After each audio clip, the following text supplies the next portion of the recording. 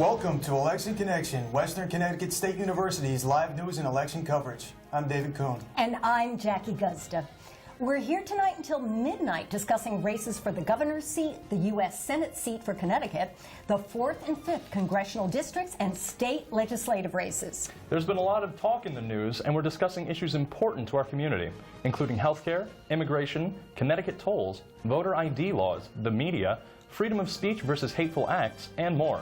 I'm Jason Ferenzi. You can call us at 203-837-9182 and tweet us at ElectionCT.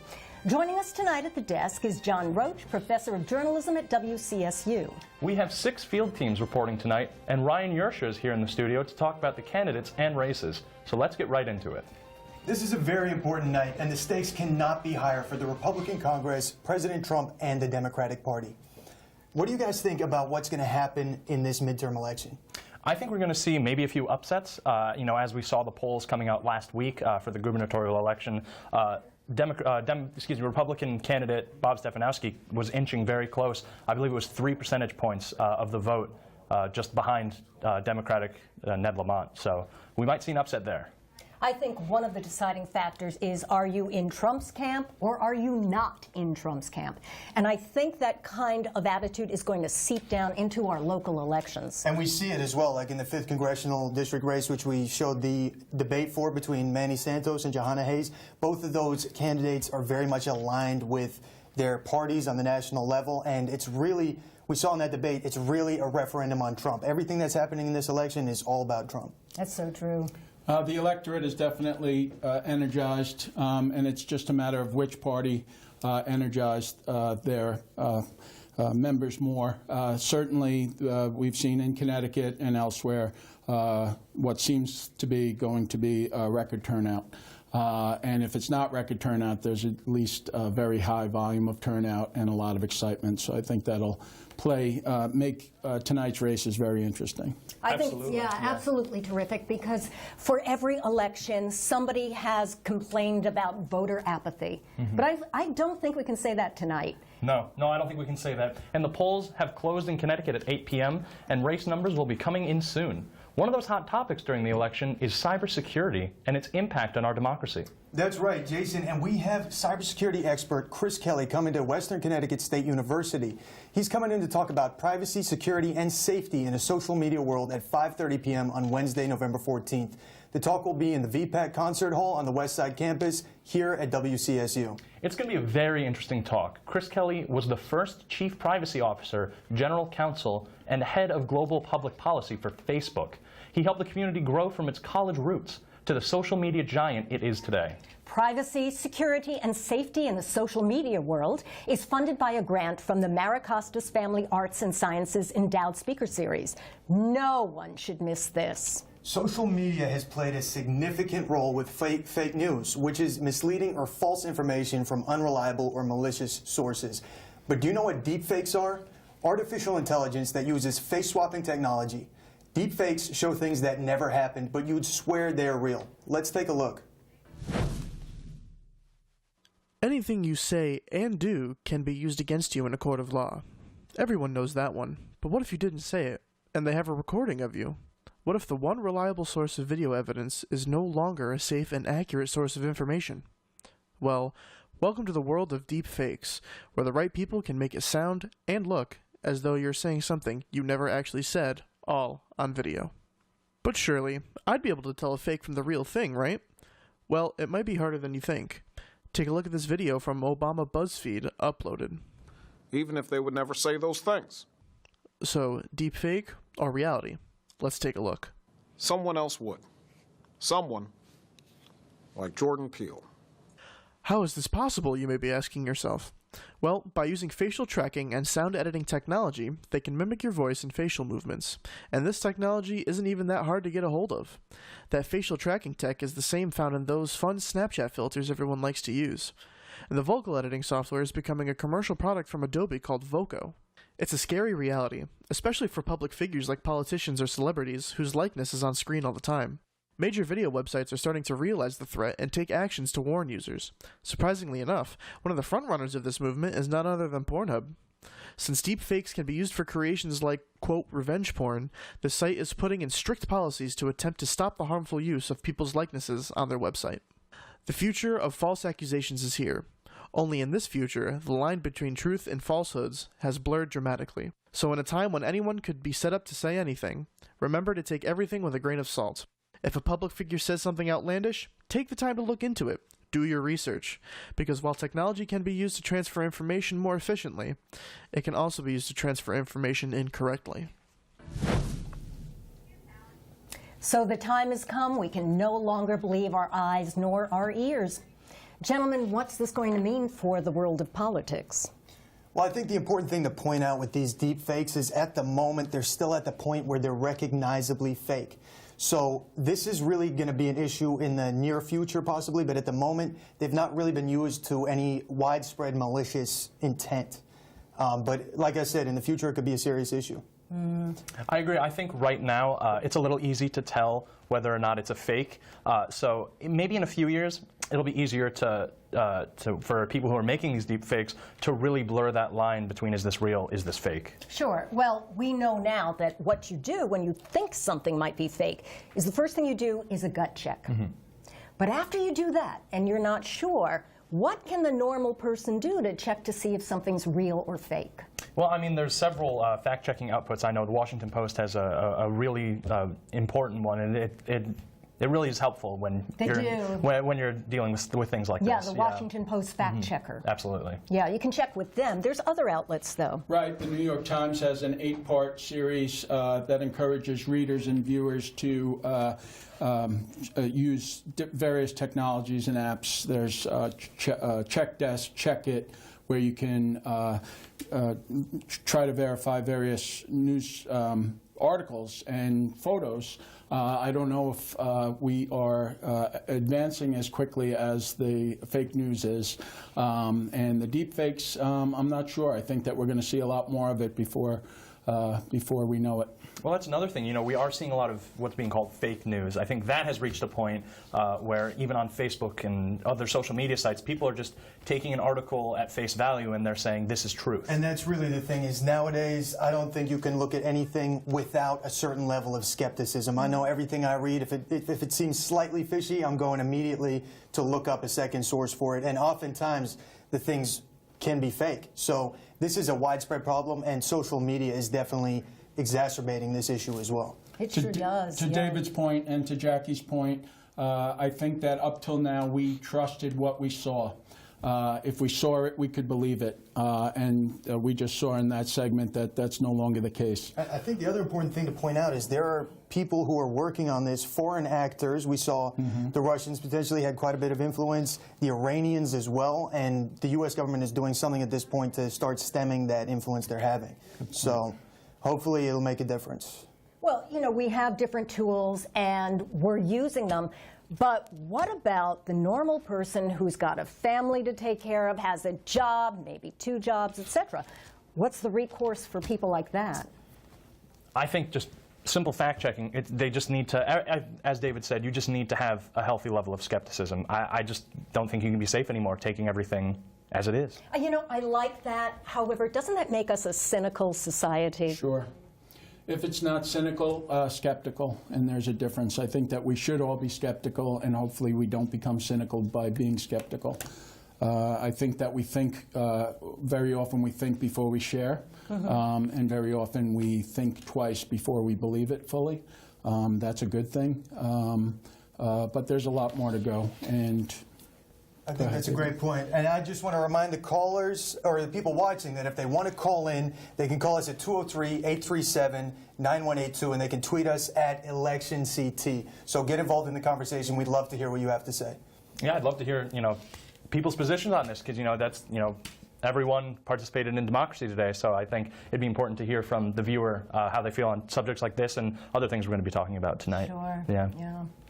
So what do you do? Let me go back for a second to the idea about fake news that you brought up. Yeah.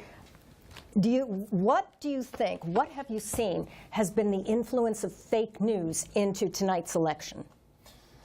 I don't know if we've seen any widespread campaigns in tonight's election. I don't think we've seen too much foreign interference, but at the same time, it takes a while for some of this stuff to come out. So we could see in a few weeks, a few months, that there was something going on, but at the moment, there's no way to tell. So we'll just have to stay updated on that. I think fake news has become so ubiquitous. It certainly wasn't invented in the Trump era. It certainly wasn't, didn't come to the forefront in 2016. But it has become ubiquitous. It has become such a point of discussion that I think we are all, societally and individually, we're more aware of it. So I think that, we are more skeptical, and I think it would play less of a role in this election. But we shall see about the next election. We might be watching deepfakes and wondering if it's us talking on Election Connection or if it's someone else. Right. Absolutely. But do you think that we're dipping into cynicism? Because right now, those regularly trusted sources, like the media, like the New York Times, like televised news, CBS, NBC, etc., nobody trusts them anymore. No. But tonight, we're focused on who's going to win this election. So let's check in with Ryan Yersha for an overview of the political landscape. Ryan? Thanks, Jason. Today's midterm election will determine the successor to Governor Dan Malloy, a number of state-elected offices, and partisan control of state and national legislative bodies. So Ryan, what exactly is going on with the state-level elections? On the state level, Connecticut Republicans are looking to unseat the Democratic trifecta. That's control of the offices of the governor, the state house, and the state senate. The 36 seats in the state senate are currently split 50-50 between Connecticut Democrats and Republicans. The lieutenant governor casts a tie-breaking vote in the Senate if required, so for the time being, Democrats hold a slight advantage. The State House leans more in favor of Connecticut Democrats. They hold 80 seats to the Republicans' 71. What about the overall national picture, Ryan? The national picture, in terms of partisan control, is Connecticut's exact opposite. Republicans control the executive branch, and in addition, they have a 51-49 Senate majority and a 238-196 majority in the House. Democrats will look to retake at least the House, which will require them to flip no less than 23 Republican-held seats. Hey, thanks for the great rundown, Ryan. But Election Connection has special coverage for the gubernatorial race, don't we? WCSU's Election Connection is covering the gubernatorial election, key races in the state Senate and state House, the elections for the offices of Attorney General and Treasurer, and the elections for Connecticut's representatives in the U.S. House and Senate. Thanks, Ryan. We'll be looking for the results for all those races tonight. Stick around, and we'll be taking a more in-depth look at all of these races later in the show. Back to you guys. So what do we think the most contentious race is going to be right now? For Connecticut, at least, I should say. Absolutely, the governor's seat. No question. Yeah, and the thing is, in Connecticut right now, the question is going to be, are people fed up with Dan Malloy's policies and Dan Malloy's administration enough to the point where they will vote against Ned Lamont and for Bob Stefanowski? Because there's a huge contrast between those two candidates. Ned Lamont is basically running along the same positions as Dan Malloy, and I think a lot of Connecticut residents are saying, do I want to vote for somebody who's going to do exactly the same thing? A very unpopular governor, Dan Absolutely, Malloy. yeah. But do you think that I can't even say his name, Stefanowski. my Polish brethren, do you think that he is bringing the right kind of change to Connecticut? I would say so, broadly speaking, because what we've seen in Connecticut is a mass exodus of people leaving the state. So people are leaving in record numbers, and there's basically not enough jobs for people in this state, and we've seen the companies leaving as well. GE, among others, Aetna was talking about leaving as well. So there's not a lot going right as far as business is concerned and people's well-being in this state. So I think Stefanowski's really on track to change that for us. So what's to say that he can make those changes for us? Well, that's also going to depend on what happens in Connecticut Congress, how that turns out. If it goes largely Democratic, he's going to have a tough time passing a lot of his policies. But it's going to depend on his leadership capabilities, and there's no way of knowing really until he gets in there. So it sounds like the real question is who is going to bring business back to the state of Connecticut? Certainly one of the big items, and both leading candidates think that they will and have the idea to do so. But back to your point, it's a leap of faith for voters. You know, who do you believe more? It's one thing to say, I'm going to do this in my 4 years or beyond, but, you know, how will it be carried out? And very often things change. You say this will be my primary focus during my tenure as governor. Something comes along, whether it's tragedy or some unforeseen circumstances, and then priorities change. We have a really good economy now in this state and nationally. You never know what could happen there. So there's a lot. I do think it's a leap of faith, not only in the gubernatorial race that we're looking at in Connecticut, but anytime. Are they empty promises, or are they promises that can be fulfilled? Well, I think Connecticut voters are really looking for a change. I think that's the biggest thing. But it's going to depend on what the election results are, and I guess we'll see that later tonight. Absolutely. And regardless of party affiliation, one of the most prevalent topics is health care. Let's take a look.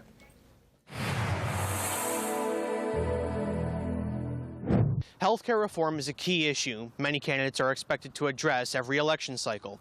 One possible solution to the health coverage crisis in America is universal health care, or Medicare for all. It's an idea that's steadily growing in popularity while remaining an extremely divisive one in today's political climate. The United States spends more on health care than any other country in the world. Most of that spending comes from the private sector, instead of federally funded aid programs such as Medicare, Medicaid, and the Veterans Affairs. While 52% of Americans are covered by their employer, the 2017 U.S. Census reports that 28 million Americans do not have health coverage. In 2016, presidential primary candidate Bernie Sanders inspired progressives around the country to pledge their support for his platform of Medicare for All. Medicare is a federal program funded largely by tax revenue for Americans 65 or older. Medicare for All would offer coverage for all kinds of medical necessities for any citizen under one system. Using tax money would create a single-payer system, which is used by Canada and most European countries. However, many Democrats in Congress have their disagreements about Medicare for All, choosing instead to protect the Affordable Care Act from being replaced by the Republicans' American Health Care Act. This bill, the American Health Care Act, it keeps our promise to repeal and replace Obamacare. The first attempted repeal failed in March of 2017. Many people support a single-payer system because they believe the nature of private health institutions is predatory and unfair by design. We spoke to Connecticut State Senate candidate Julie Kushner to explore the idea. Pharmaceutical benefits are usually very expensive, and even our elderly, pay too much for prescription drugs. And that's an area where I think we really need to focus and concentrate to see that we are paying attention to what can we do as a state to make improvements even where the federal government has not. The Democratic Socialists of America is one group that routinely campaigns for Medicare for All. Wages would rise, and we'd be far more competitive with the rest of the world if employers weren't saddled with paying for their employees' health insurance. George Mason University's Mercatus Center reported in July that a Sanders-style Medicare for All would increase government spending to nearly $33 trillion within 10 years. The simplest principle in economics is Tonstoffel. There ain't no such thing as a free lunch.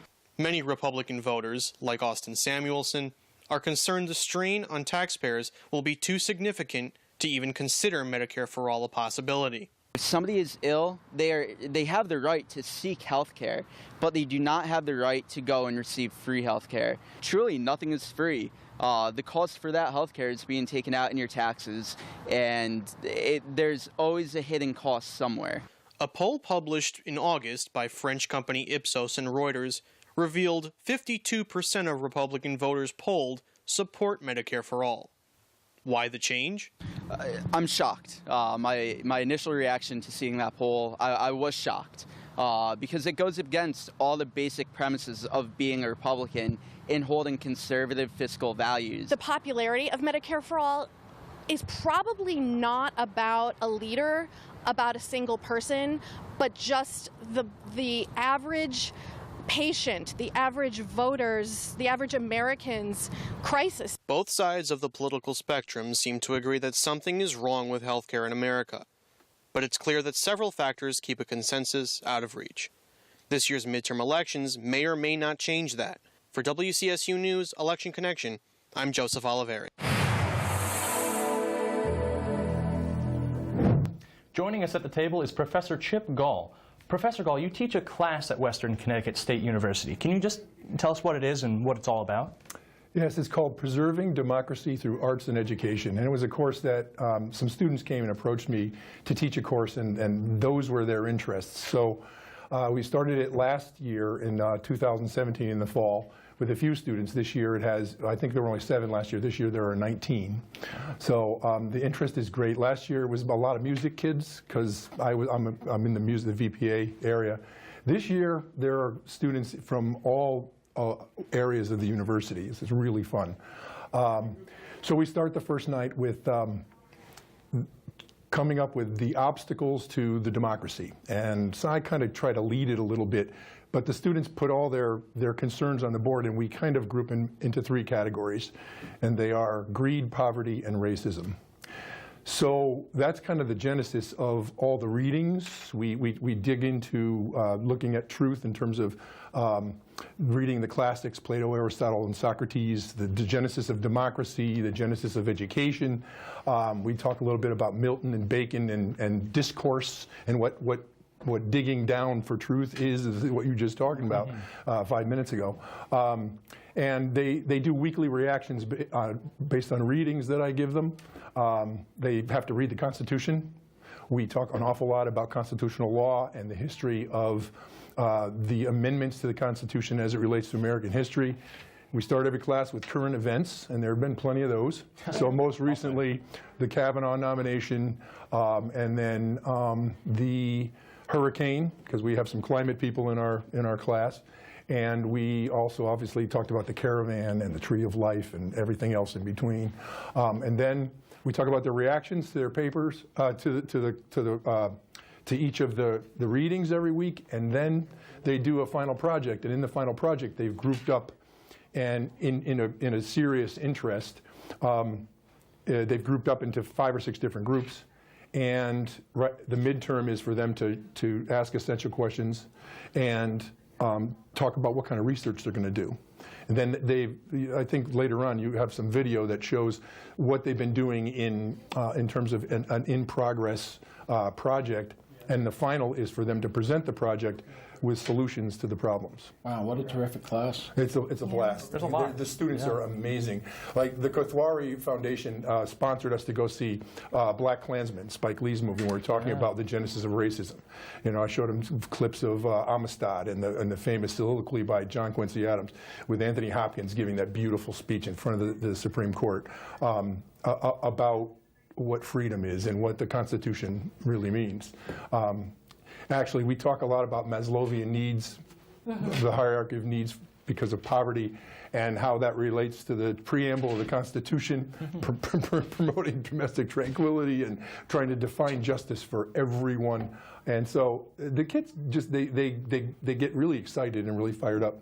The current events really bring it home, and the history, I think, and I'm not a history major or professor, but I think it's really important to frame the Constitution in terms of who we were, who our ancestors were, and what the problems of the country have been, and how we can try to take them now and move on to a more progressive society.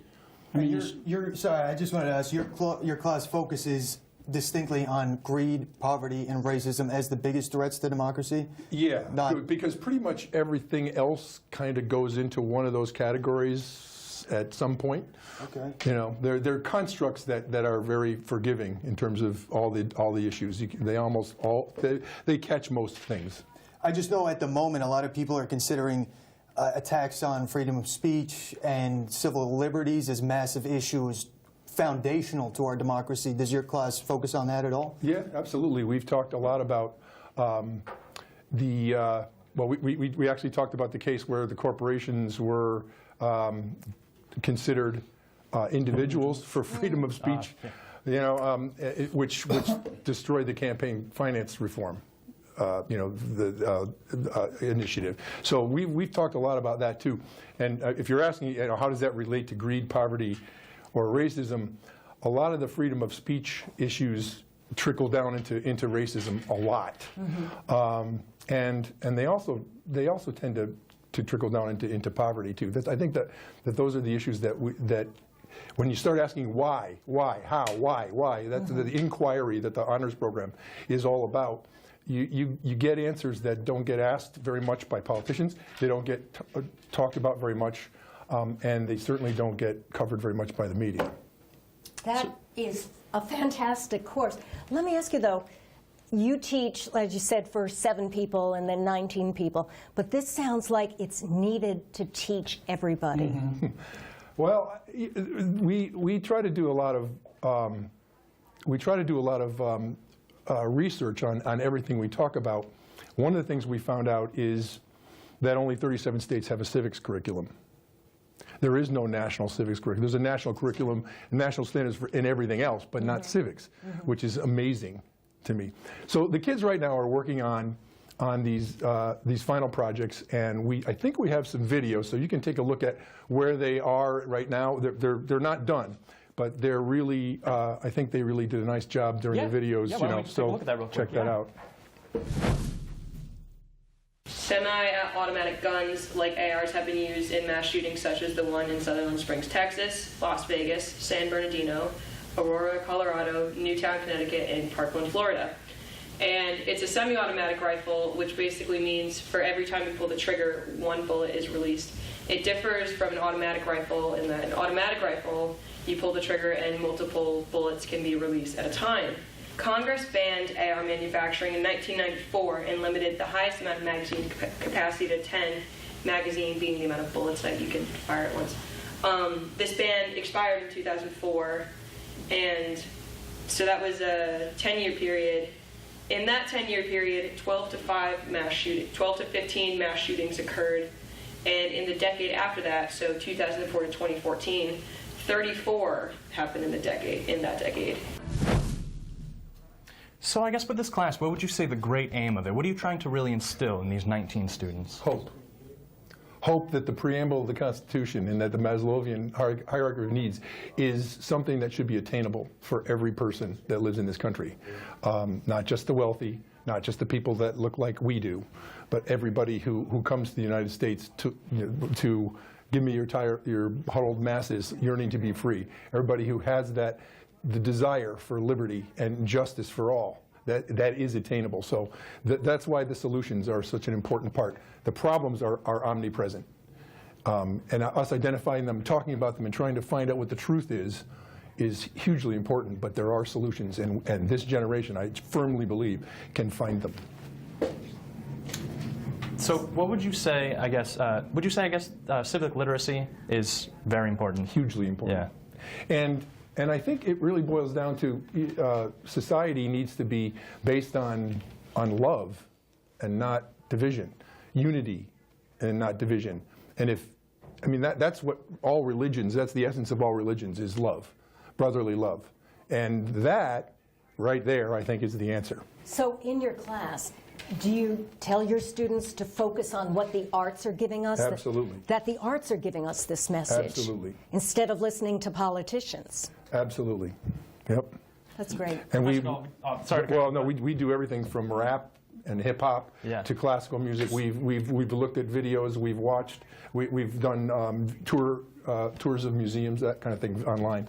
So something I think really ties into what you're talking about in the state of democracy in the country right now is 10 states and the District of Columbia have pooled their electoral votes and pledged them to the popular vote winner. With Connecticut recently added, the group's voting power rises to 172 votes, which is fewer than 100 electoral votes away from the 270 vote majority that decides the presidential contest. We still need other states to join in for this to bring about a change, but it could have a massive impact if that happens. And that's really kind of going to your point here about massive changes in democracy. This would be potentially, in some people's opinion, a move towards more direct democracy. Does this tie into what you talk about in your class? Absolutely. We study the Constitution as much as we can in terms of relating it to current events. The Electoral College is a huge issue.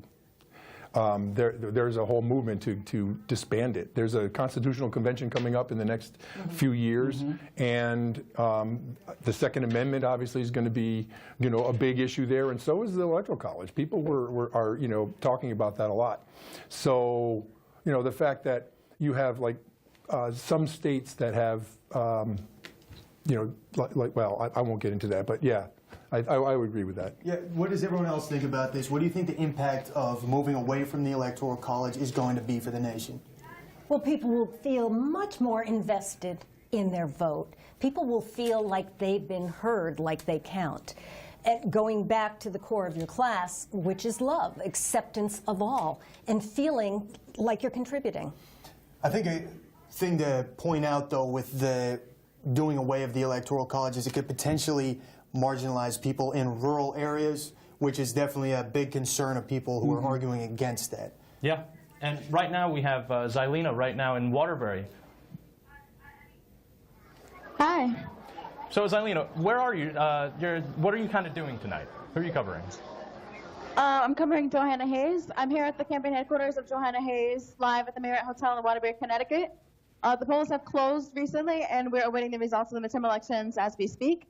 After defeating Mary Glassman in the Democratic primary election, there's been a tremendous support for Hayes. If she beats her opponent, Republican Mandy Santos, she will be the first black congressperson from Connecticut, the first female black representative from Connecticut. Her support has come from her stance on issues such as education, gun control, her stance against the federal tax cut, criminal justice reform, and the opioid crisis and health care. So where do we see the biggest divide between Johanna and Manny? Specifically in the economy and how they want to deal with transportation, how they want to deal with the opioid crisis, their stance on gay marriage and gay rights, and gun control and education. Yeah, absolutely. I think I'd have to agree with you there. And you're going to be there for us when we get some results. So thanks for checking in, Yes. Xylena. Thank you. I'm Selena Benjamin at the Marriott Hotel in Waterbury, Connecticut, reporting for WCSU News, Election Connection. Yeah, and that 5th congressional district race is a massive one, and that's one that really boils down that national conversation to one district. Like we've been talking about, Manny Santos, very Trump Republican, Johanna Hayes, definitely one of those new, almost socially democratic Democrats. So very polarized in this election, and it's really a reflection of what's going on nationwide.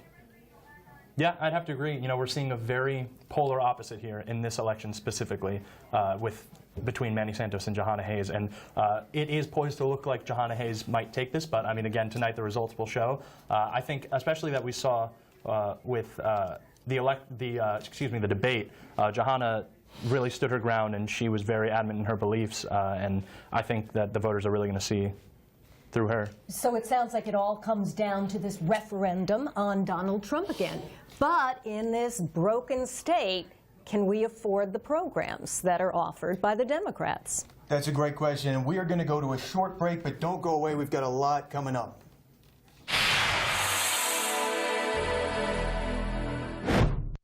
My best friend since childhood.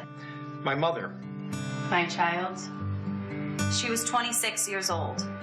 82 years old. I was 25 when I killed my best friend. I was 56 years old when I killed my mother in a drunk driving accident. I was 35 when I killed my child. Please drink responsibly and drive sober.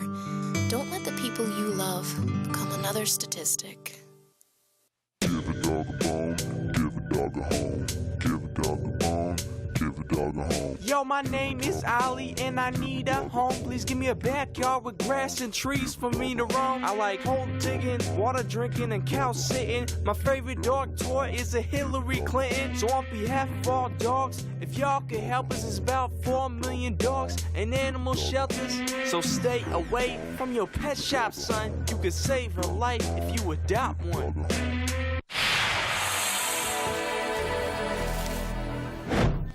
We have Tamia Graham live.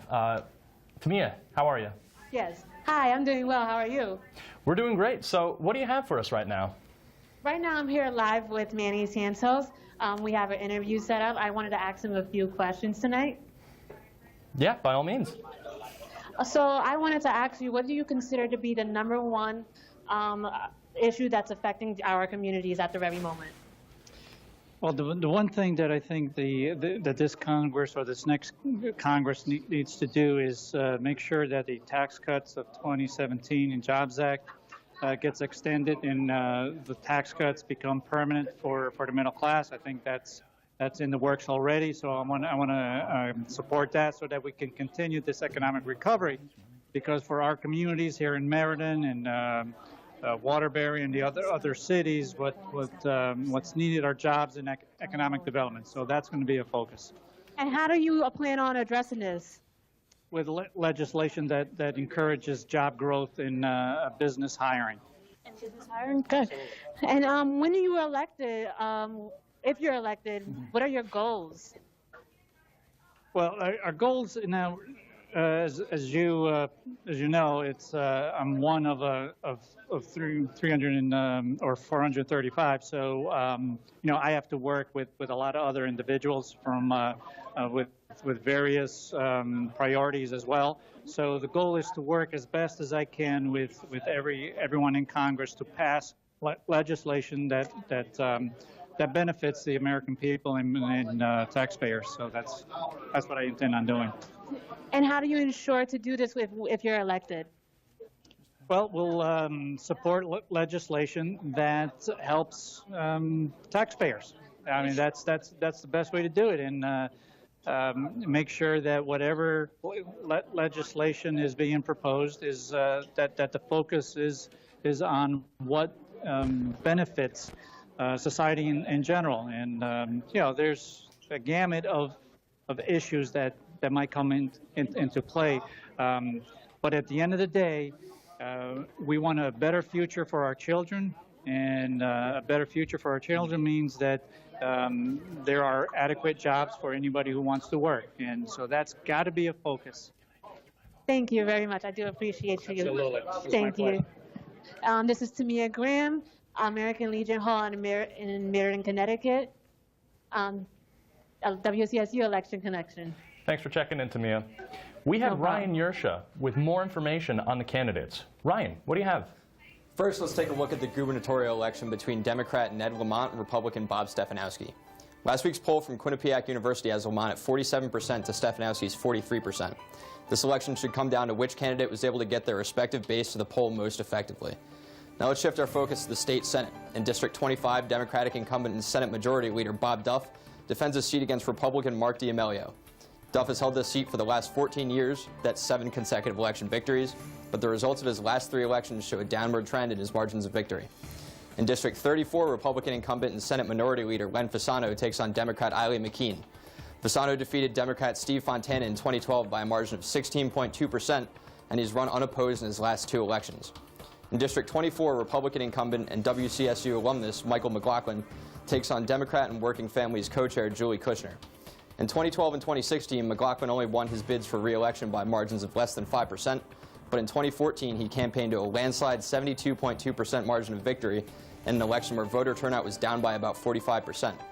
If Democrats can get voters to the polls and the increased turnout generates the type of results we saw in 2012 and 2016, Kushner should have a shot at turning Danbury blue. In the State House, District 30 sees Democratic incumbent and House Speaker Joe Arsimowicz run unopposed for the 3rd time in the last 4 elections following Republican Stephen Balashiski's withdrawal from the general election. In District 114, Republican incumbent and House Minority Leader Themis Kouritis defends her seat against Democrat Mary Waylander. Kouritis has held that seat since her election in 1998 and is easily the favorite to win the race. And I've also just received word that the U.S. Senate race has been called for Democrat Chris Murphy. We don't have the numbers yet, but I'll keep you posted as they come in. Back to you guys. Yeah, so the Connecticut state-level races, we see a lot of incumbents, some of them there for many, many years. We also see a lot of newcomers, and I think the thing we're going to see largely is that voter turnout is going to have a huge deciding impact on who's going to be going through. And I think the other important thing to point out is that in Connecticut, unaffiliated voters are the biggest voting group. So the people who can really cross the aisle on certain issues, give themselves broad-based appeal, they're going to be the ones who are going to be successful. Certainly, 877,000 voters are unaffiliated in Connecticut. We were talking about who energized their base. If Republicans energized Republicans, if Democrats energized Democrats, who was successful in energizing the unaffiliated? I think that's an excellent point that David made, and I think that it's certainly something we're going to watch throughout the night. I think that'll be very telling to see how that plays out. Sure, and Chris Murphy has won. He's always been very popular here in Connecticut. I mean, he's a veteran. He's a Democrat in a Democratic state, and he hates the traffic that we have here in this state. So I guess we could call him a populist. Yeah, and that vote against Matthew Corey was never looking too good for Corey himself. The other thing about Chris Murphy, recently we've seen he's been very much promoting himself on the national level in opposition to Trump, and a lot of people are speculating that he could be running for president in 2020. So I think definitely if he's looking for that national scope, which, like you said, we've seen him really with a national almost rhetoric, I think it could look good for him, especially with this victory, depending on the margin. I agree. I think the margin of victory will set the stage, set the table for his national aspirations in the future. If he wins by a slight margin, perhaps it will curtail his future aspirations, but if he wins large, I think that maybe he'll be one of the people that are talked about in the next presidential election for sure. Yeah, and we saw on the opposite of that a very small margin. The numbers were there: 47% for Ned Lamont, 43% for Bob Stefanowski. I think earlier I said it was a 3% margin. It's a little bigger than that, but that's not a big margin. So it'll be interesting to see who comes out with there. I think it's going to be a very close race. It's going to be close. What's really interesting is that neither of them have any political experience. Right. And we've already seen that with Donald Trump. We've had other politicians who did not have that experience. So what's that going to mean to our state, Connecticut? Who's going to get us out of this financial hole? Well, we've seen it before, like with Michael Bloomberg in New York. Yes. So there are examples of success. Some people would argue that Donald Trump's an example of success. So you never know. And historically, there are other examples of this. So just because they don't have political experience doesn't mean necessarily a bad thing for our state. Oh, no, and not at all. Could mean a very good thing. I mean, I voted Republican 3 times for that man. I'm amazed. I crossed the I line. believe that. I crossed the line. And as a resident of New York City in one of the outer boroughs, I thought he was a terrific mayor. And I thought he was a terrific mayor because he paid attention to basic living problems. If there was noise, and God knows there's always noise in the Bronx, he would send the EPA out to check it out. It's not happening now.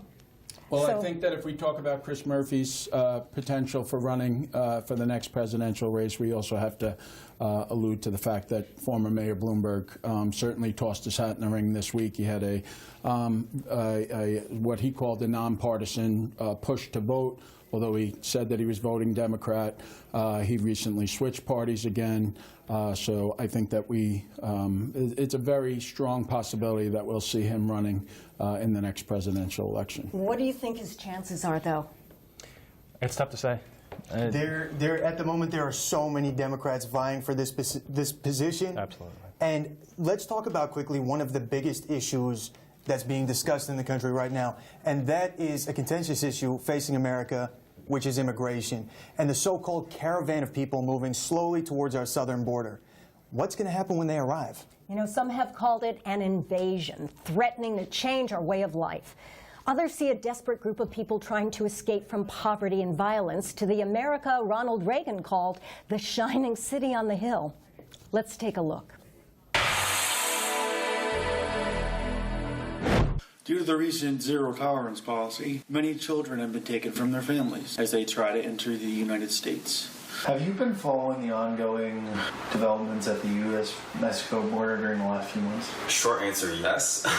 Long answer, so I'm from Connecticut, born and raised, went to WestCon. Awesome to see that you guys are still doing this. Yeah.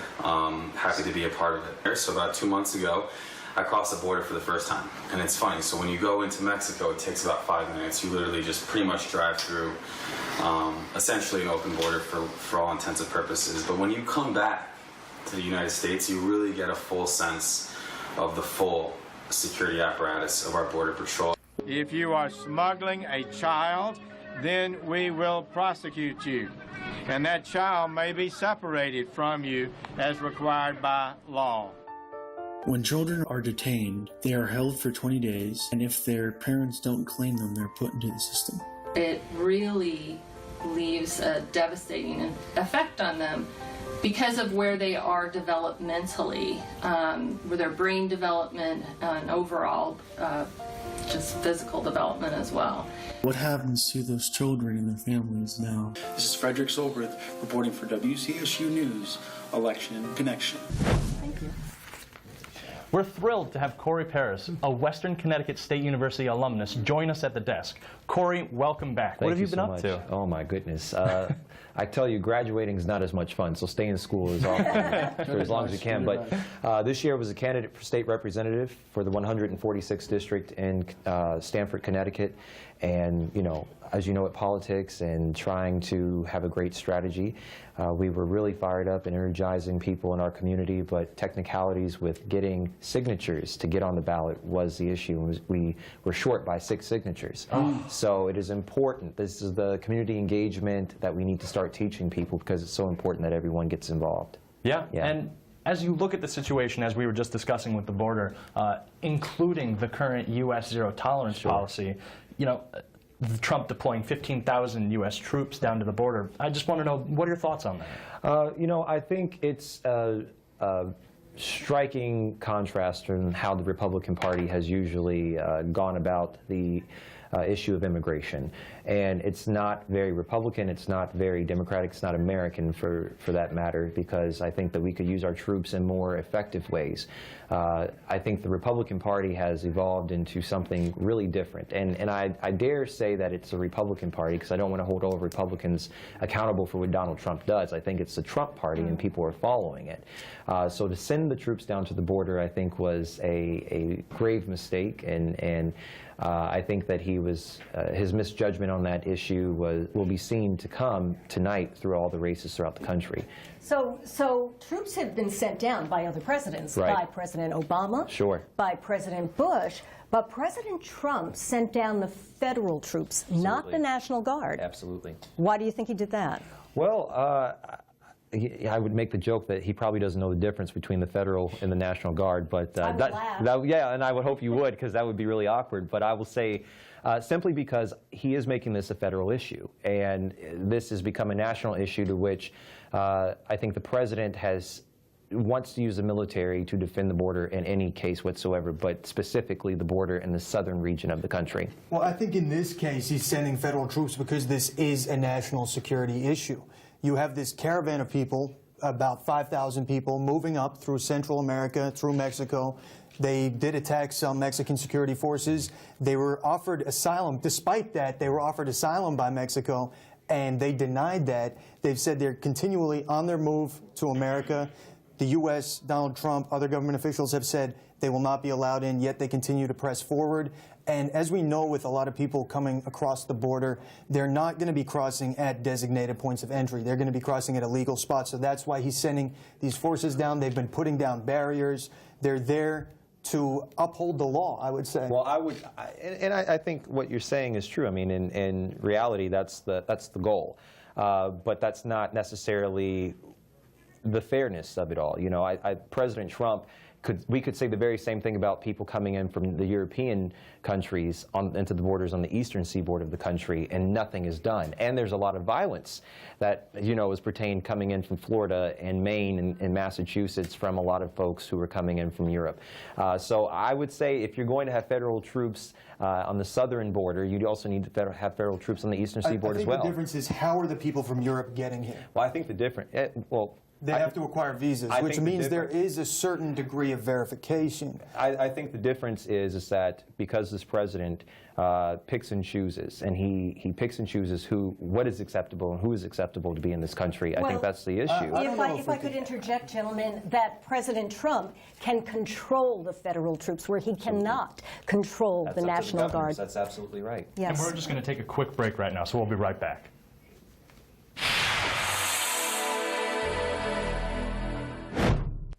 Speech isn't always spoken. Sometimes it's dance. Sometimes it's painted. Sometimes it's written. Sometimes it's all about the style. So I say what I love to say. What I need to say. What I have the right to say. Speech isn't always spoken. Know your right to express yourself.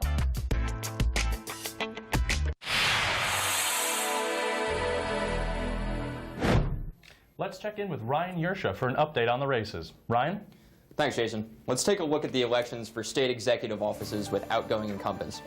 In the race to fill Democrat George C. Jepsen's position as Attorney General, Democrat William Tong takes on Republican Susan Hatfield.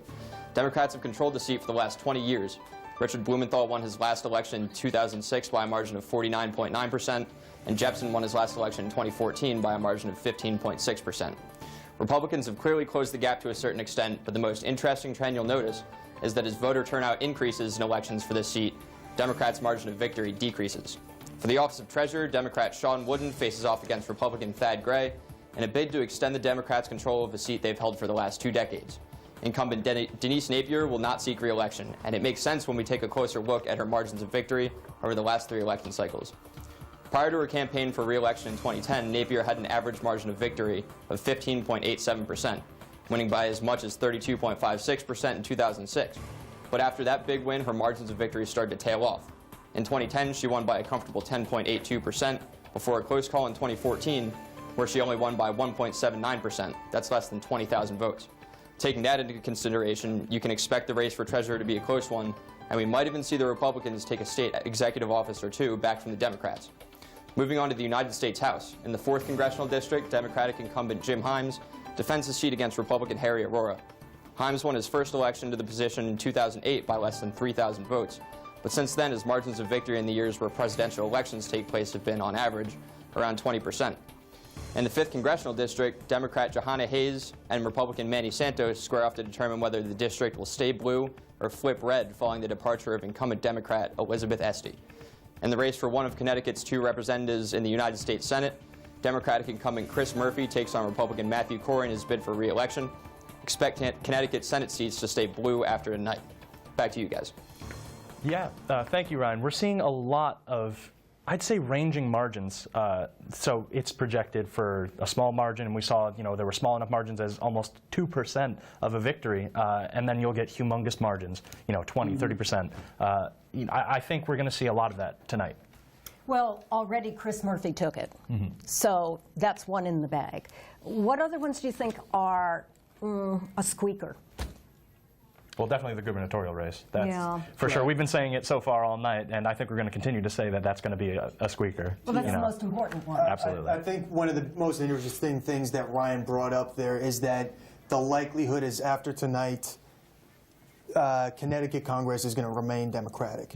And I know they're split at the Senate level, so that's going to be determined by the governor, of course. But if the Connecticut Congress remains Democratic, that's going to be a huge issue for Stefanowski if he wins, and it's going to be a massive boon for Lamont if he wins. He's going to be able to do a lot in that case, not necessarily to the benefit of our state, some would argue. So what could we expect then if Stefanowski wins the gubernatorial race, but Connecticut remains blue? Right. Well, I would imagine he's just going to see continual opposition by Congress. It's going to be very hard for him to pass his policy agendas.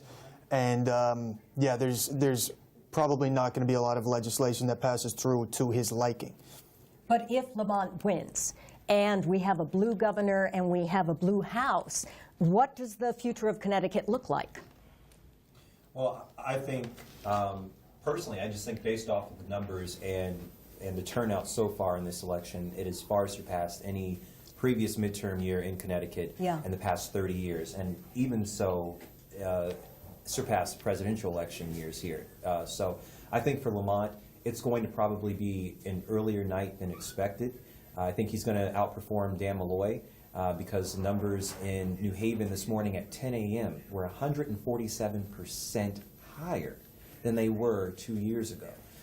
And Bridgeport has shown up in very long and very high and long lines for him today, as well as Hartford. So I think if he takes those big cities, and he's performing really well in the suburbs, because a lot of people felt as though Stefanowski did not show up in the suburbs like he wanted to, and a lot of people were turned off by the idea that he made the comment that he wanted to eliminate the minimum wage here in the state of Connecticut and just do the federal minimum wage, which a lot of people in Connecticut cannot afford to live in Connecticut to begin with. And without the minimum wage at $10.10, which is where it is, saying that you want to take it back to $7.25, that's pretty cumbersome for folks, and I think that that's going to make a difference at the polls this evening. So, changing gears to a different race, David, what specifically do you think are Manny Santos's, odds of winning in this one for the district he's in? Very poor. Just realistically. Yeah. Realistically, the seat was held by Elizabeth Esty for multiple terms. She only left because of that massive scandal. Johanna Hayes is an extremely popular candidate, and he just hasn't been able to gain the ground to stand up to her. Absolutely.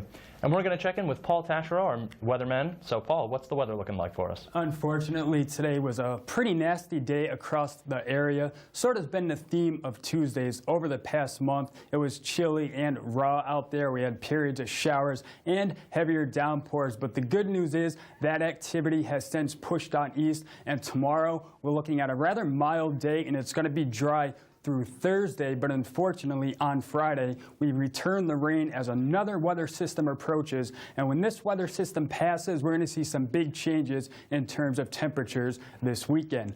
Let's go over to the surface map. We had, this is a weather system which came through today, giving us those cloudy skies, showers, and heavier downpours. But as this pushes off to the east, we're going to see high pressure develop, and that's going to influence our weather for Thursday. But on Friday, we're talking about some heavy rain. Let's look at that setup. We're going to see a big dip in the jet stream. An area of low pressure is going to be developing along the jet stream. That's going to move into our area. We'll see showers during the day, but we're expecting some very heavy rain overnight, pretty similar to what we saw last Friday. How high are the temperatures going to get tomorrow, and how cold will they be getting this weekend? We'll take a look at that in just a little bit. Thanks very much. We talked about the incredible turnout, as you said, probably record turnout for a midterm election. What other races are you following closely? Well, I think what was really interesting was a poll came out not too long ago where Sean Wooden was actually down 20 points against Thad Gray, which kind of threw people off because Ned Lamont in that same poll was up by 6 points, and the rest of the Democratic ticket was also up in their respective races. But the sampling was about 700 people, and they were mostly taken in an area where Sean Wooden wasn't very popular, and mostly taken by mostly conservative men had participated in the poll. So I think really it's going to probably be a pretty solid night for Democrats. And I don't just say that because I voted for the Democrats. I say that because the enthusiasm at the polls is just amazing. And really, I do believe that 2018 should have been a year that Republicans in the state of Connecticut could have easily taken. This was their election to lose, and it may turn out that this evening they do lose it. Are you basing that on any exit poll information? How do you know that the record turnout, the high volume of turnout, isn't from both parties? And before you arrived, we talked about, in Connecticut, the largest share of voters is unaffiliated with almost 900,000. So that's really interesting. I think what I'm basing that off of is the early exit polls, where a lot of people have said that they are supporting Democratic candidates. And you'll see some folks in some towns throughout Connecticut that have voted for Democrats for all the other constitutional offices, but have either left the gubernatorial race blank, or they have voted for Ned Lamont or Stefanowski, which is going to be really interesting to see as well. Absolutely. Yeah. And you're listening to WCSU 91.7 Danbury. We are Election Connection, Western Connecticut's live news and election coverage over cable, TV, radio, and streaming over wcsu.edu/live.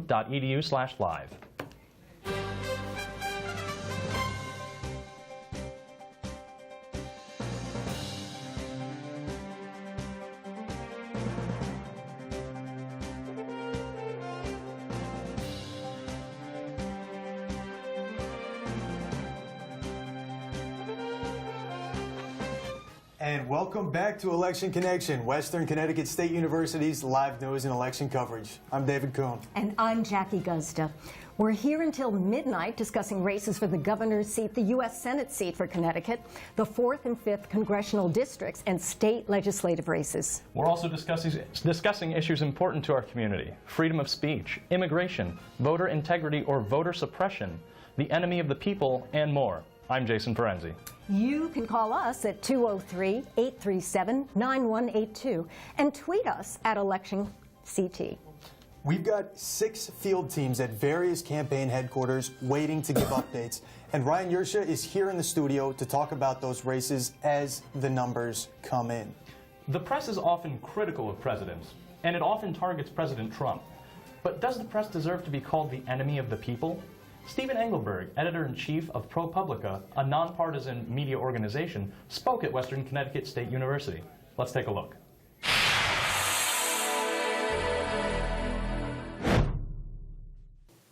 When the President of the United States repeatedly says things that are untrue, we in the media have an obligation, if not a duty, to hold him accountable. Stephen Engelberg, editor-in-chief of ProPublica, made this statement during his speech to the students and faculty of Western Connecticut State University. His speech, titled "An Enemy of the People Speaks Out," is a play on President Trump's view of mainstream media. Mr. Engelberg touched on the importance of news organizations upholding the duty of checks and balances for each of the branches of government. Our Constitution clearly intended for members of Congress to keep a skeptical eye on the executive branch. Right now, it's not happening, and the traditional role of oversight, for better or worse, has fallen to the media. Mr. Engelberg visited the university on Constitution Day, a day recognized in Connecticut that the university celebrates, and this year with special attention to our Constitution's First Amendment. During his speech, Mr. Engelberg addressed President Trump's attitude toward fake news organizations, an attitude that many Americans seem to agree with. Recently, a national poll found that 43% of people who identified as Republicans said they believe the president should have the authority to close news outlets engaged in bad behavior. But according to that same survey, Republicans aren't the only ones in favor of this form of executive power. That very same survey found that 12% of Democrats and 21% of independents said they agreed the president should have the authority to close news outlets engaged in bad behavior. Our team had the opportunity to sit down with Mr. Engelberg for an exclusive interview. They discussed topics from the integrity of news organizations to the foundations of political bias. But most importantly, a question was raised about the idea of post-truth and whether or not we're living in a post-truth society. There are facts, and there are facts that you can prove, and there are facts that might be in question.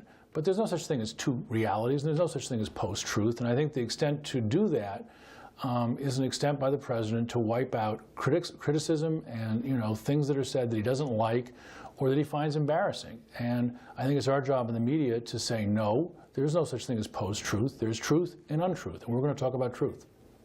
At a critical moment in our nation's history, being a critic of the media is what's most important. I'm Jason Ferenzi with WCSU News Election Connection.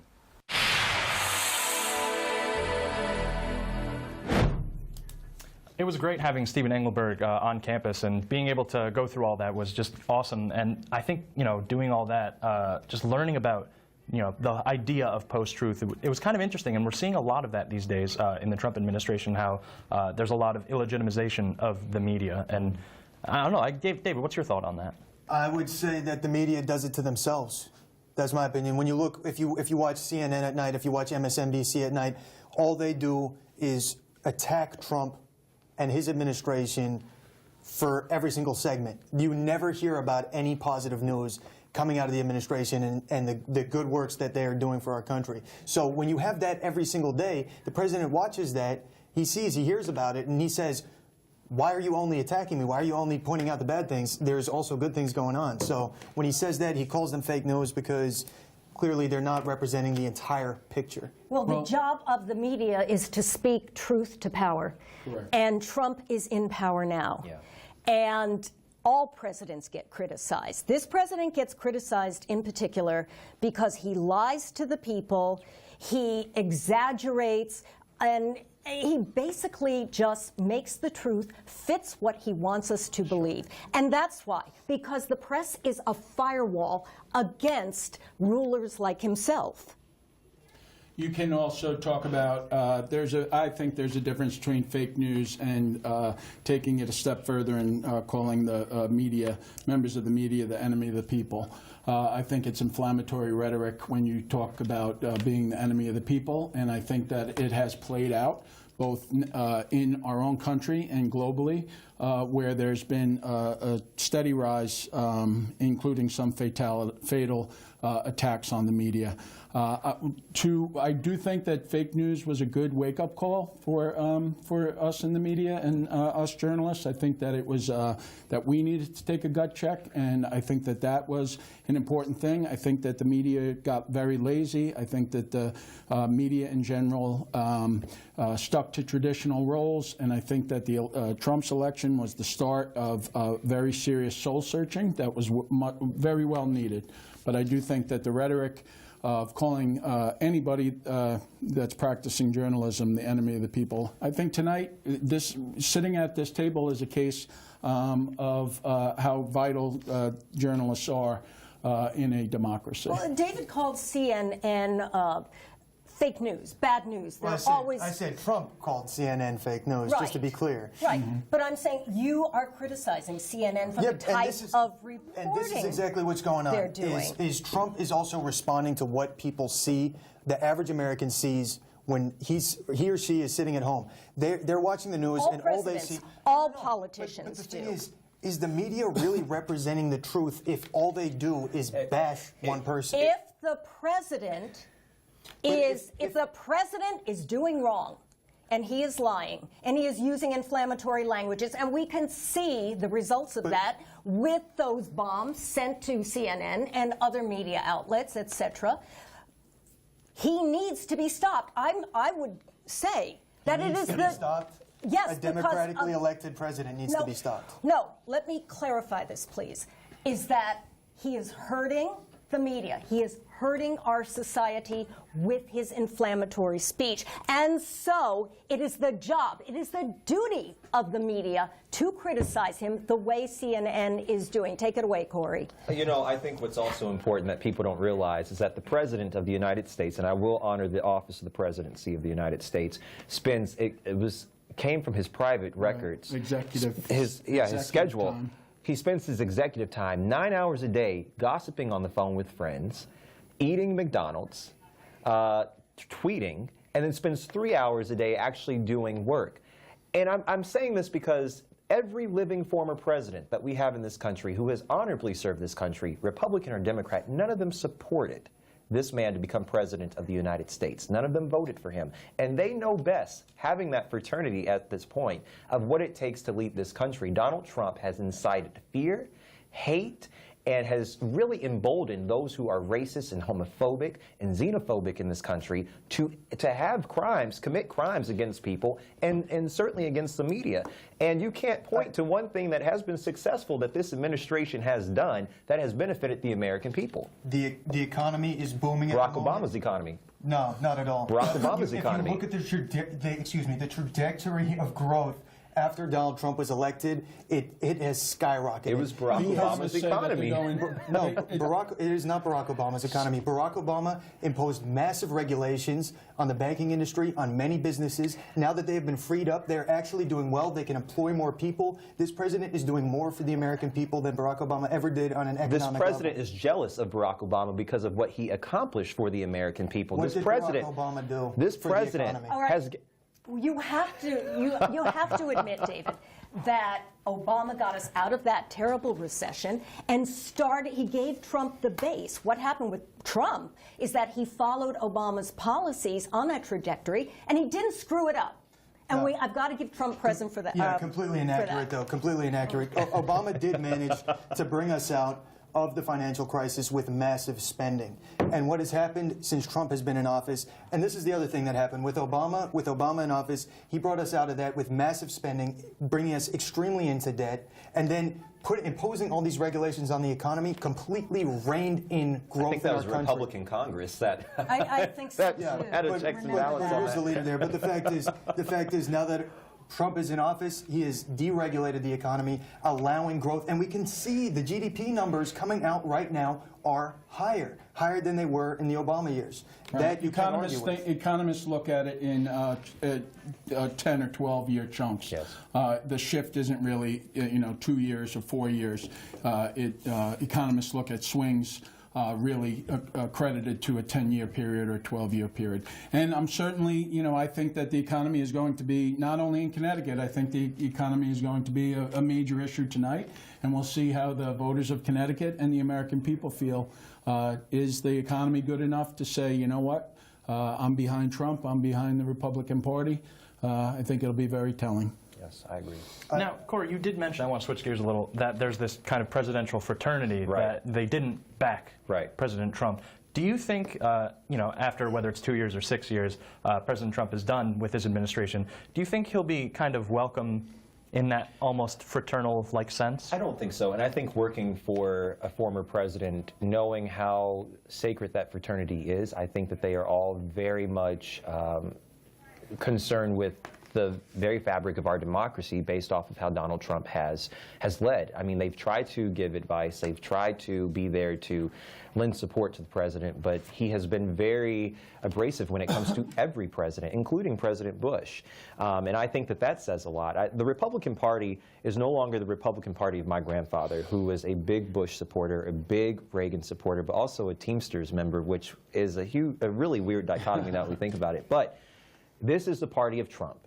It is a party that is really about inciting, again, the fear of diversity in this country. And I think that that's not going to be something that the former presidents are going to try to embrace going forward. I think once he's out of office, I think that many sins are forgiven. I don't think that any president, has been ostracized once they leave office.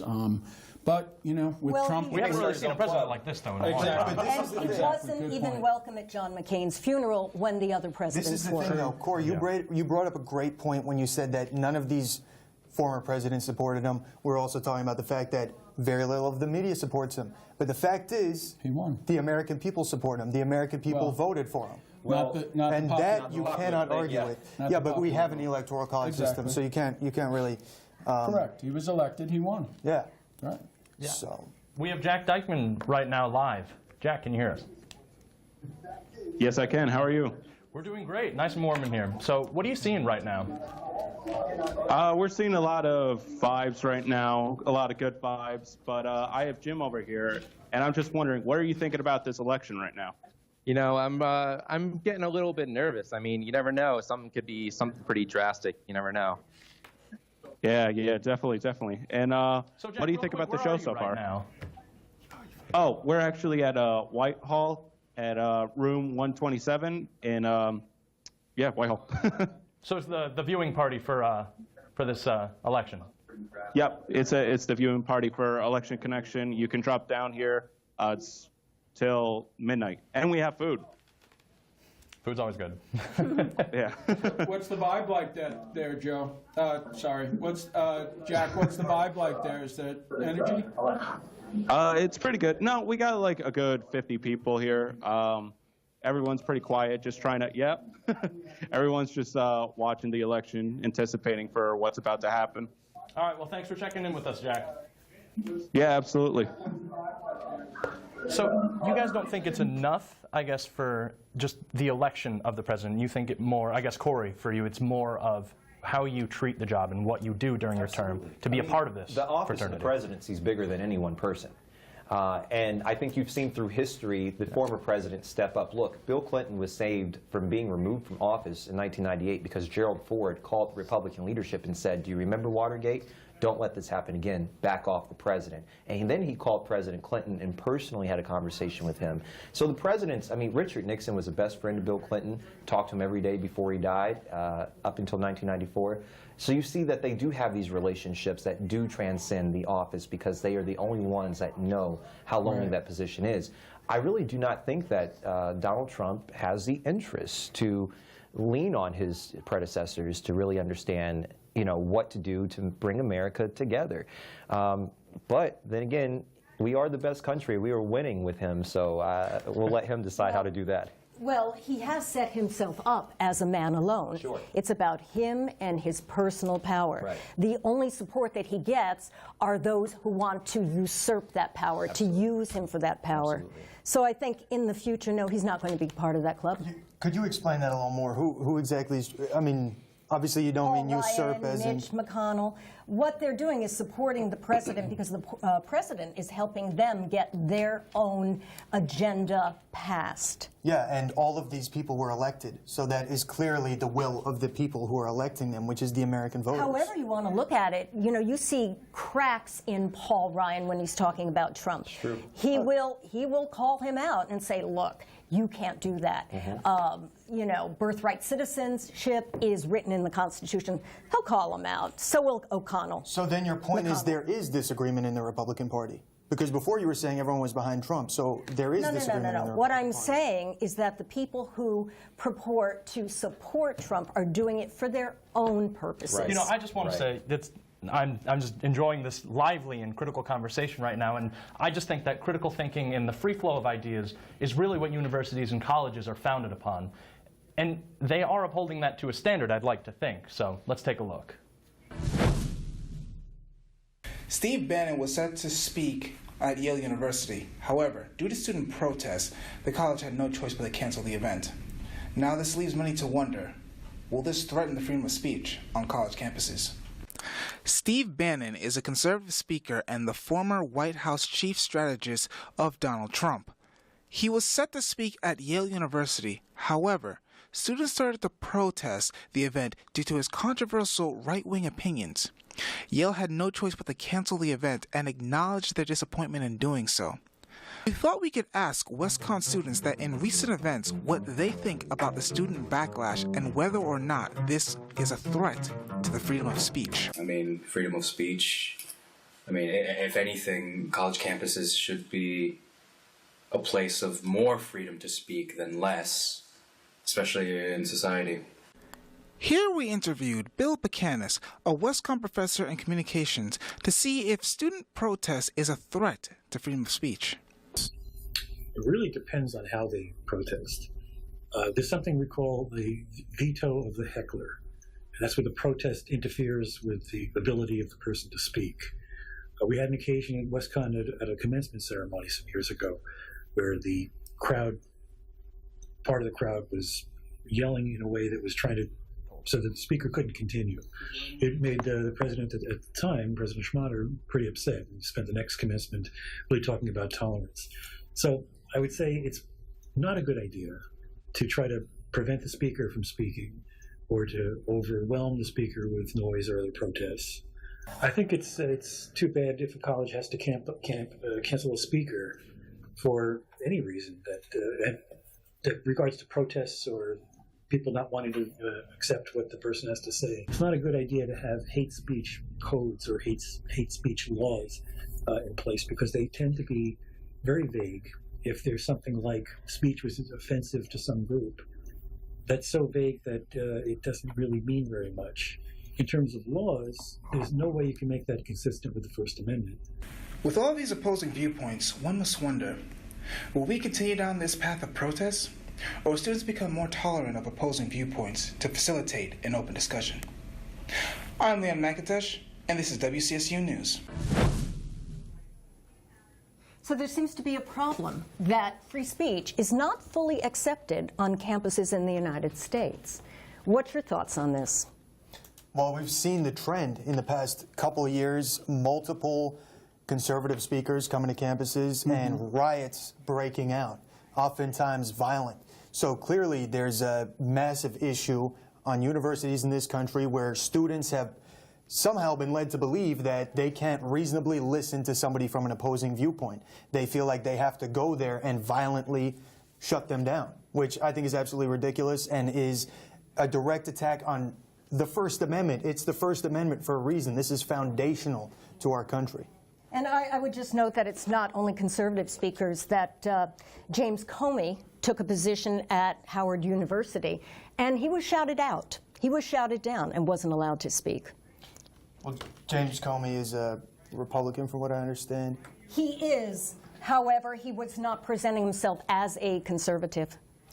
Right. Yeah, well, he's a very complicated one because obviously you've got people on both sides mad about him. You know, he kind of attacked Hillary and Trump to a certain extent, so he's got a lot of enemies on both sides. But the fact is, the general trend is that you have conservative speakers coming to campus and largely very violently left-wing mobs of students who are attacking them. So should any speaker be shut down in a university? And if so, why? What would be a reason? No, I don't think it's reasonable to shut down any speaker unless there's very blatant, violent, or hateful speech. I don't think they should shoo away anyone. I'm strongly for freedom of speech, and I think that one of the major problems, fundamental problems we have in our country today, in our world today, not only on college campuses, is that we do not listen to the other person, the other side, that we live in echo chambers and that we do shut it out. But I also don't think that everybody should be given a platform to speak. You know, we could talk about, you know, Louis Farrakhan, Alex Jones. I don't think that they don't contribute anything to you know, reasonable discourse. I don't think that they should be invited to speak. Really? Yeah. Because they have an influence into our society and therefore into people who attend a college campus. Right, certainly, but we're talking about hate speech without any redeemable quality.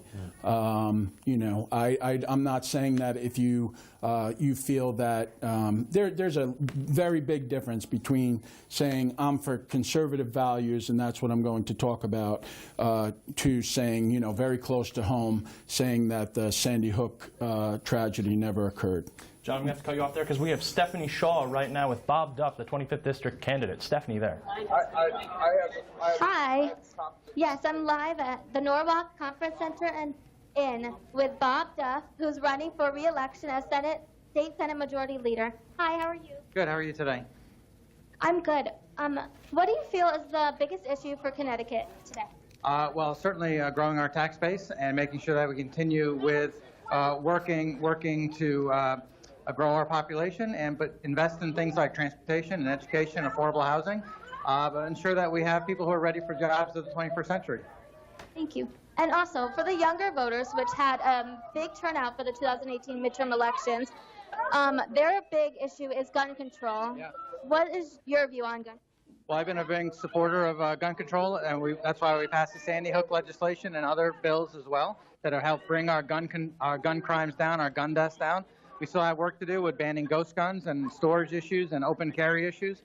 So we want to make sure that people feel safe in the state of Connecticut. But we've made big steps already, but we still have more work to do. Thank you so much. Thank you. Good luck for the rest of the evening. Thank you. This is Stephanie Shaw, live in Norwalk, Connecticut. WCSU News, Election Connection. Thank you very much, Stephanie. I think that's such a huge thing right now. I think the biggest thing Democrats are talking about, one of the biggest things I'd say actually, is gun control. You know, we're seeing that across the board. Again, relating back to when we covered the Johanna Hayes and Manny Santos debate, that was a very big thing. You know, they brought up arming teachers, and Johanna Hayes was very stubborn with, you know, that's a very tone-deaf thing to talk about in the state, to even suggest arming the teachers, you know, in that district alone, in this district alone. Right. Yeah, I think the thing a lot of gun owners are concerned about when they hear about gun control legislation, people backing that legislation, is that they are essentially going to be the ones targeted by this legislation. It's not necessarily going to prevent these tragedies from happening, but it is definitively going to have an impact on those legal gun owners, which we have quite a few of in Connecticut who very well could be voting on this exact issue. You can be for gun rights and against gun violence, and I think that is starting to shift, and I think it should be. I compliment Johanna Hayes for making that point several times in the campaign that I saw. You know, I don't think that they're exclusive. I don't think that you have to say, you know, all gun owners are bad. But I think gun owners need to step up and say, you know what, there's a need to do something about gun violence in this country. If I have a right to a gun, I don't necessarily have the right to an AR-15. which is a weapon of mass destruction. If you look at it, the AR-15 has been used in virtually every mass killing over the last 10 years. You know, I think that there's smart gun legislation. The AR-15 has not been used in every mass shooting. Predominantly. Okay, well, yeah, I think the biggest thing we're hearing from both sides is the term responsible gun ownership. But right now, we're going to give it over to Ryan Yersha because he has some race updates for us. Excuse me, Ryan? Thanks, Jason. So, as I mentioned earlier, that U.S. Senate race was called very early for Chris Murphy, pretty much as soon as the polls closed. As of now, he leads Matthew Corey by just over 18%. That's with 9% of the precincts reporting. For governor, Ned Lamont and Bob Stefanowski are locked neck and neck. Lamont is only up by around 2 points with 9% of precincts reporting. And in the 4th Congressional District, we have Jim Himes up by about 24 points over Republican Harry Aurora. And then moving on to the 5th Congressional District, Johanna Hayes, after being down by about 4 points with 4 precincts reporting, is up now by around 2 points with 9% of the precincts reporting. And then on to the Attorney General's race, we have Democrat William Tong leading Republican Susan Hatfield by around 3 points. That's 8% of precincts reporting. And then for the race for Treasurer, we have Democrat Sean Wooden up by about 8 points over Republican Thad Gray. Back to you guys. Thanks, Ryan. Yeah, so we're seeing a lot of blue right now, but it's a small amount of lead. Interesting to see the Johanna Hayes and Manny Santos race is extremely close. There's a long way to go. I mean, 9%, right, was reported, so. I mean, we were saying, though, ahead of us. you know, in earlier weeks, me and David were saying it was going to be an uphill battle for Manny Santos, but I don't know, that battle just looked like it flattened out a bit for him. You know? Yeah, I may have to take back what I said earlier. But yeah, no, it's definitely interesting. And once again, talking about what the sentiment is of voters at the moment, if the voters from this district who have been resoundingly Democratic for such a long time switch over and vote for a Republican, that's a pretty big sign, I would say. Absolutely. It's a big sign of their discontent with what specifically? With the current direction of representation at the moment. I would say if people vote Republican in this, it would indicate that they were extremely discontent with Elizabeth Etsy and that whole scandal surrounding her her decision not to run again. And they just don't think that necessarily Johanna Hayes is going to be enough of a contrast. Yeah, still a long night ahead of us, though. Right. I mean, with only, like you said, 9%, and as Ryan brought up, you know, 4%, 8%, we really have, it's really tough to tell right now, especially with it flopping, you know, back and forth with Manny and Johanna. Sure. I don't think there was any, you know, it's such a clear distinction between those two on virtually every issue. So it'll be interesting, and you know, we'll see if it's close. Some of us didn't think it would be that close, and whichever way it went, but we shall see. Well, I think the other thing is too is that we have to remember that there are probably still a lot of people who, because we've had long lines all day at the polls, who are still voting. And so all of the precincts will take a very long time to come in, especially from the cities. I mean, let's think back 2010, 2014, both Malloy races, we didn't know who was going to be governor well into probably the next day, and the first time, weeks after. So I think that we have to just take things slow, you know. The race, slow and steady always wins the race, and I think that that's what Democrats are counting on this evening. I definitely have to agree. I think the Democrats are really crossing their fingers, but I think their expectation was just to see just this blue wave crash over the red state, you know? You know, it's a blue state, but you get what I'm saying. Yeah, it does not seem like it's materializing, though. Once again, you're absolutely correct saying it's early, but the closeness of these races is definitely surprising me, and we're going to definitely be following what happens tonight, and it's not what we expected. No. That's why I asked Corey about the exit polls. You know, we all, a lot of people assume that, you know, a large turnout would be Democratic, and it might not be the case. Could be a split, could be towards Republican, or as Jackie said, maybe we'll see a new purple state. Well, and I just don't think you can trust polls anywhere in America anymore. It's tough. Yeah. Right. Yeah, I really think we is. learned that. Since last election. Exactly. The other thing, this early on, it depends what districts are reporting, of course. So later into the night, we'll get a better idea. Although you were talking about nationally a few of these races. Do you want to inform us on what's going on? So it's pretty wild because 36 million Americans had already voted last night, up to last night, and this morning the polls had been pretty long. Democrats were favored to win in a lot of different races. So you look at Rick Scott, who's the incumbent governor of Florida. He's up in the Senate race down there against veteran Bill Nelson, who's been in the Senate for about 2 decades now.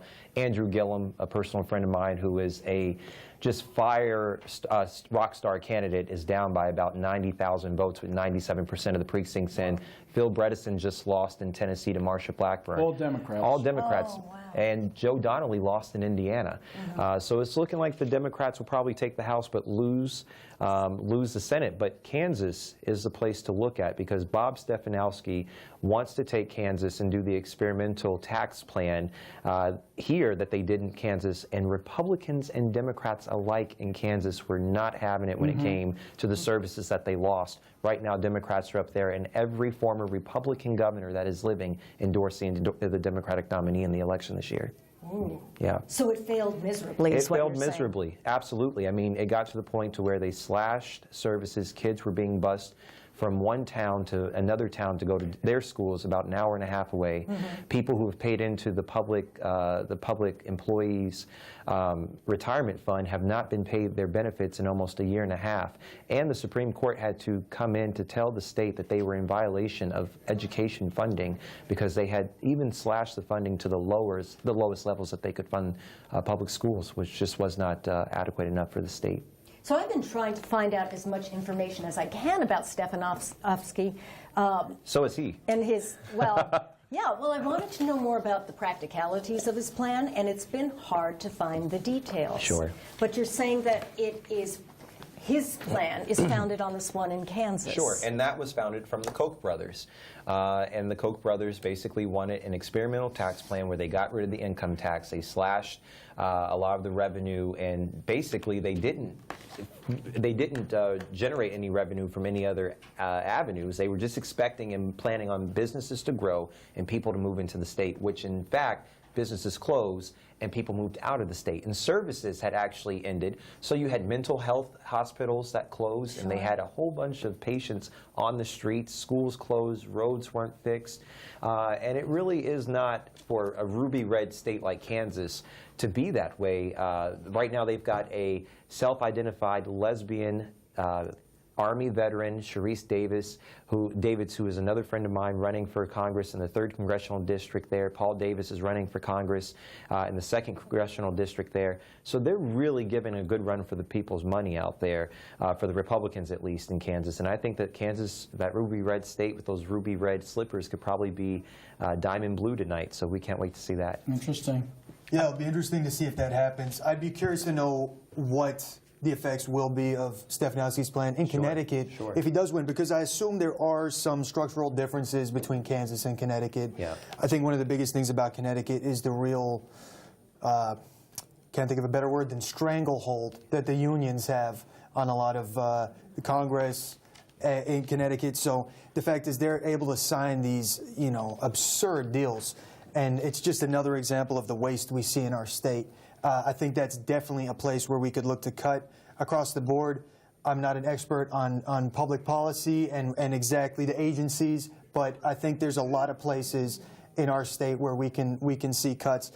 Number one, the toll study that we saw a few weeks ago, $10 million just for that. There's been plenty done on tolls.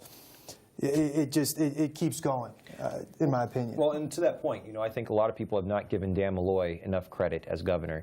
He has come in to make the tough decisions and has stuck to his morals and his convictions on this to try to get the state out of the financial, stronghold that the 2 Republican governors prior to him had put us in. This is 40 years in the making of governors not doing their job and legislatures not doing their job. But to that point, when you talk about Bob Stefanowski's plan, you look at what the Republicans have already done. They tried to throw into a recent budget that they were going to eliminate state tuition for state institutions for the students who went to that. And imagine how that would have affected all the students here. Basically, they're going to cut wherever they can. And I think that really what you have to do is find other ways and other means of revenue. But you can't tell us how we're going to cut the state income tax and eliminate it and be okay. Well, this is the old story, Right. is that people... It's the rhetoric. Right. People don't want to pay their taxes. People want freedom for everything to grow and all that. But when it comes time to fund all those services that they require as people living in the state, then they get up in arms because all of that's been taken away from them. Right. It is definitely a serious issue going in both directions. You have Republicans saying they want to lower taxes, which is obviously going to mean less revenue for services. At the same time, you have Democrats saying they want to increase services, and that's going to increase taxes. So the thing is, when you've got a state like Connecticut that's already running a budget deficit, how are you going to pay for these services other than increasing taxes?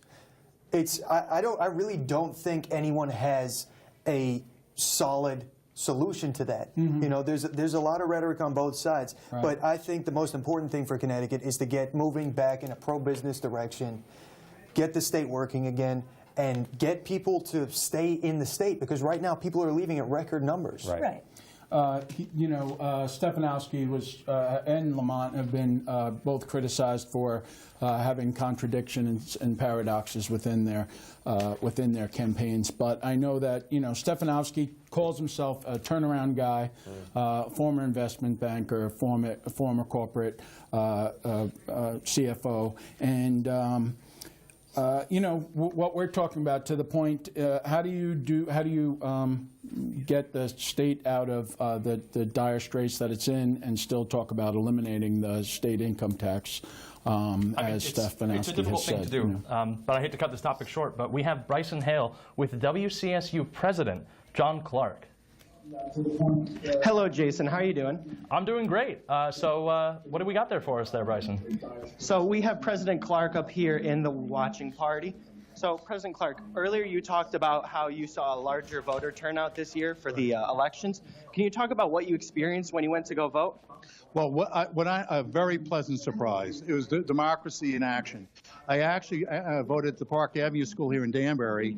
We had to go to the back lot where I had to wait. There was 4 cars in front of me waiting to get parking spots. And when I walked in, the polling place was absolutely packed. So this is democracy in action, and the more people that turn out and vote, more representative of our democracy. So hopefully it's a great day for Connecticut and the country as a whole. Well, thank you. Yeah. We would just like to say to make sure you guys go vote, and we would like to thank President Clark for joining us. Oh. Thank you so much. Oh, thank you so much. My pleasure. Thank you. Thanks for checking in, Bryson. Thank you. I mean, we were talking earlier how just the insane amount of people coming to the polls today. Yeah. I mean, personally, I didn't have that long of a wait. I went early in the morning, as did a lot of people. But, my hometown of Southbury, I think I waited 15 minutes, and I'm fairly new to voting. Right. So I haven't really experienced, I don't know how to gauge how much that was, but I mean, Yeah, we talked off camera. So if I'm 53 years old and I started voting when I was 18, I think the math is 35 years that I've been voting. And I've never had to wait more than 2 minutes before. Today I waited 45 to 50 minutes. And as I told everybody else, it was the best wait I've ever done, Absolutely. It really did. And not only was there the turnout, but there was an energy in the discussion. And as much as we talk about the divisiveness and the rhetoric, there was a discussion of ideas. It wasn't, there was definitely a mix of people on both sides of the political spectrum on that line, talking pretty freely and sticking to the issues. But I enjoyed it. It was the best wait of my life, I think. Right. I think that says a lot for the people who are voting today, because they want to make this country a better place, right and left. Absolutely, I'd have to agree with you there. Recently, Connecticut passed a law on how to deal with the Electoral College. Is it the right decision? Let's take a look. Every 4 years, American citizens visit the polls to cast their vote for the next President of the United States of America. Throughout the election process, voters are informed on the different political parties, such as Democrats and Republicans. This is to encourage voters to vote in favor of their party's policies and candidates. Another popular term heard during election season is the Electoral College. Over the years, the Electoral College has become a subject of debate. Is it an outdated system or just right for today's America? Do you know where I can find the Electoral College? No, I'm from Tennessee. The way the Electoral College works is a total of 538 representatives from each state will cast one electoral vote for U.S. President. For a candidate to win, 270 electoral votes are needed. The amount of electoral representatives is determined by the number of members in the House of Representatives and the number of senators per state. Connecticut has 7 Electoral College members. Swing states are important to a presidential candidate because the Electoral College can swing the vote in their favor. Florida, Ohio, and Pennsylvania are just some of the 12 U.S. swing states. Some citizens feel that the Electoral College is an outdated or unfair system because the Electoral College will sometimes vote opposite of the popular vote. I sat down with Dr. Howell Williams, an assistant professor of political discourse here at Western Connecticut State University, to discuss this farther. I think that the Electoral College is badly in need of updating, because if we believe that America is a democratic country, then our elected leaders should be democratically elected. I've had 2 elections in my lifetime in which the Electoral College vote winner was not the popular vote winner. And I think it spells real problems for America in terms of American democracy moving forward. The popular vote is the candidate who received the most votes by U.S. citizens. If the Electoral College votes opposite of the popular vote, then the president with less votes can still win the election. Dr. Avril Maines, political science professor at Western Connecticut State University, says that the Electoral College has interfered in the outcome of elections on several occasions. She goes on to say that. Also, I do believe that, again, we need to give voters the opportunity to take responsibility for their votes, inform themselves, not that eliminating the Electoral College is any guarantee of that. Thomas E. Woods Jr. is a senior fellow of the Mises Institute and host of The Tom Woods Show. Dr. Kevin Gutzman, history professor at Western Connecticut State University, is featured on The Woods' show. Here's what Gutzman had to say. One candidate wins 49 states by 2 million votes and then loses the other state by 3 million after essentially not campaigning there. You can't end up in a situation in which the person who wins the Electoral College doesn't have more popular votes than the other one, but it's because our system, that doesn't matter. It doesn't have anything to do with being elected. If it did have anything to do with being elected, then the candidates would campaign to try to maximize their popular votes. So it would be unrelated to the Electoral College outcome. This May, Connecticut entered the final stages of passing a bill, joining 12 other states not allowing the Electoral College to upstage the popular vote. The candidate with the majority of citizen votes will win Connecticut's vote, forcing the Electoral College to vote in agreement. This is essentially what it will take to undo 200 years of the Constitution without changing it. The question is the Electoral College an outdated system or just right for today's America? Though we do not know for sure, we know that the Electoral College will be in place for the years to come. This is Stephanie Shaw, WCSU News, Election Connection.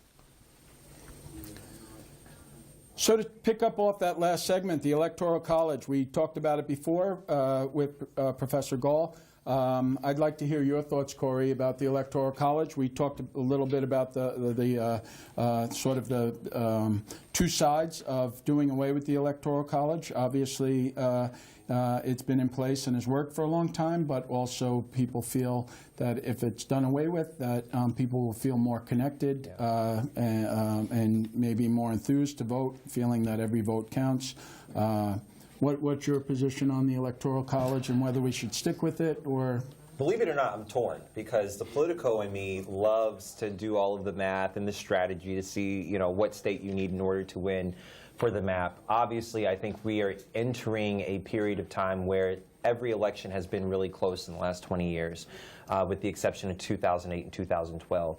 So, I think a lot of people feel more comfortable with their vote counting when we just take into consideration the popular vote as we do with every other election throughout the country. I mean, the Electoral College will change by state based off of the populations when we redo the census next year, in 2 years. But again, the Trump administration has these new restrictions and is really trying to control with how the census is being conducted and what information and who is counted in the census so that the gerrymandering can favor Republicans going forward. And that's not fake news, that's just fact on that one. But there is Democratic gerrymandering around the country as well. Of course. Well, both sides. Yeah, I think that that criticism has been lodged to any administration and every census. Absolutely. At least in recent modern memory. Yeah. So you said you were torn. Yeah. What's the? You know, I think the Electoral College provides us a protection. It's like a prenuptial agreement for any election, right? It does provide us with the protection against anyone who could be a fascist, who could, you know, be someone who is a dictator, where it's more of not we the people, but me the president. And that protects us from having that rip apart the fabric of our democracy. Unfortunately, it does not always work in our favor, depending on whom you ask. But I do think that the founders thought that this would be a second step that would be a good check on the elections process, because they, you know, quite simply did not know if they were going to have the right person in the office. I think the almost more important factor about it, though, is that when this country was designed, it was designed as a nation of individual states. And that's kind of the idea behind the Electoral College, is that you have the states pledging their votes to a certain candidate. And the benefit of it, in my opinion, is that it means a candidate has to go to some of these out-of-the-way places. Of course, we know we have the Iowa caucus, things like that. When else would you go to Iowa? Right. So the good thing about it is that it gives exposure to some of these people who otherwise wouldn't, because if we do away with the Electoral College, candidates are only going to be incentivized to go to the big cities. Populous cities, Right. yeah. You're absolutely right. Good point. I guess we do agree on something. I'm happy about it. But the point being that if you're living in a small town, do you really need that candidate coming into your town in flesh and blood? Is it not enough to see them online, on TV? Well, I guess the thing is, when your vote matters in that case, then they have an interest in paying attention to what you have to say. So I think that's really the most important thing in this case. I think it makes it feel more personal. Yeah.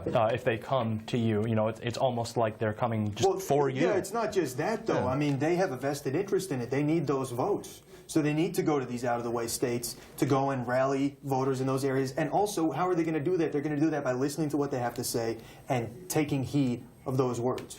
I'm also going to bite my tongue and not make the deep fake joke that is apparent. You know, that if they come and you see them, at least you know it's them. Yeah, that's a good point. You know, we could see that. But look what happened tonight. I mean, as we saw, tonight is a night when people went out to vote. Right. After so many years, so many decades of voter apathy. Right. So, do we really need to have them come to us in person? We didn't need that tonight. Well, and I think right now the American electorate is fragile. They are scared. They are leery simply because they do not know if their elections are safe. And again, the Electoral College was a way to provide a safety net to the election process in this country.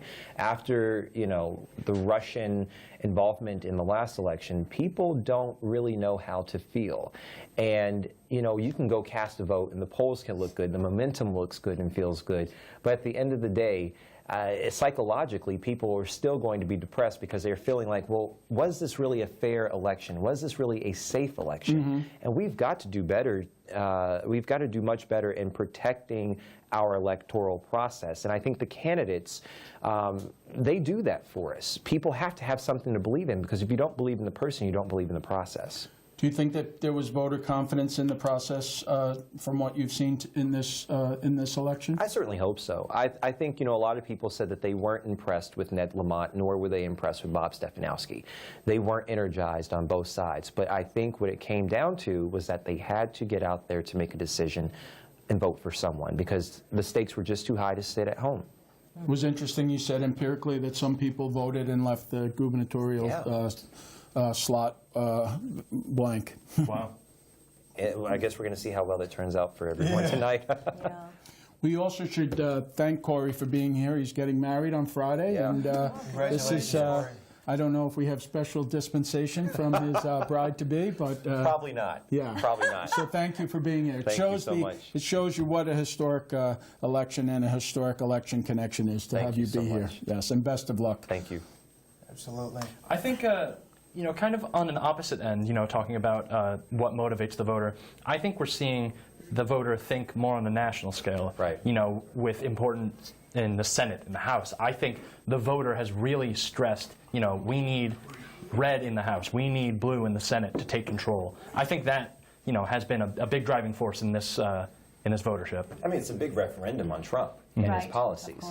But it's so weird because I don't think any of us have ever seen anything like this. That no matter how crazy the things that are said or the things that are done or how much drama is in the everyday news from this administration, from our Congress, they still get elected.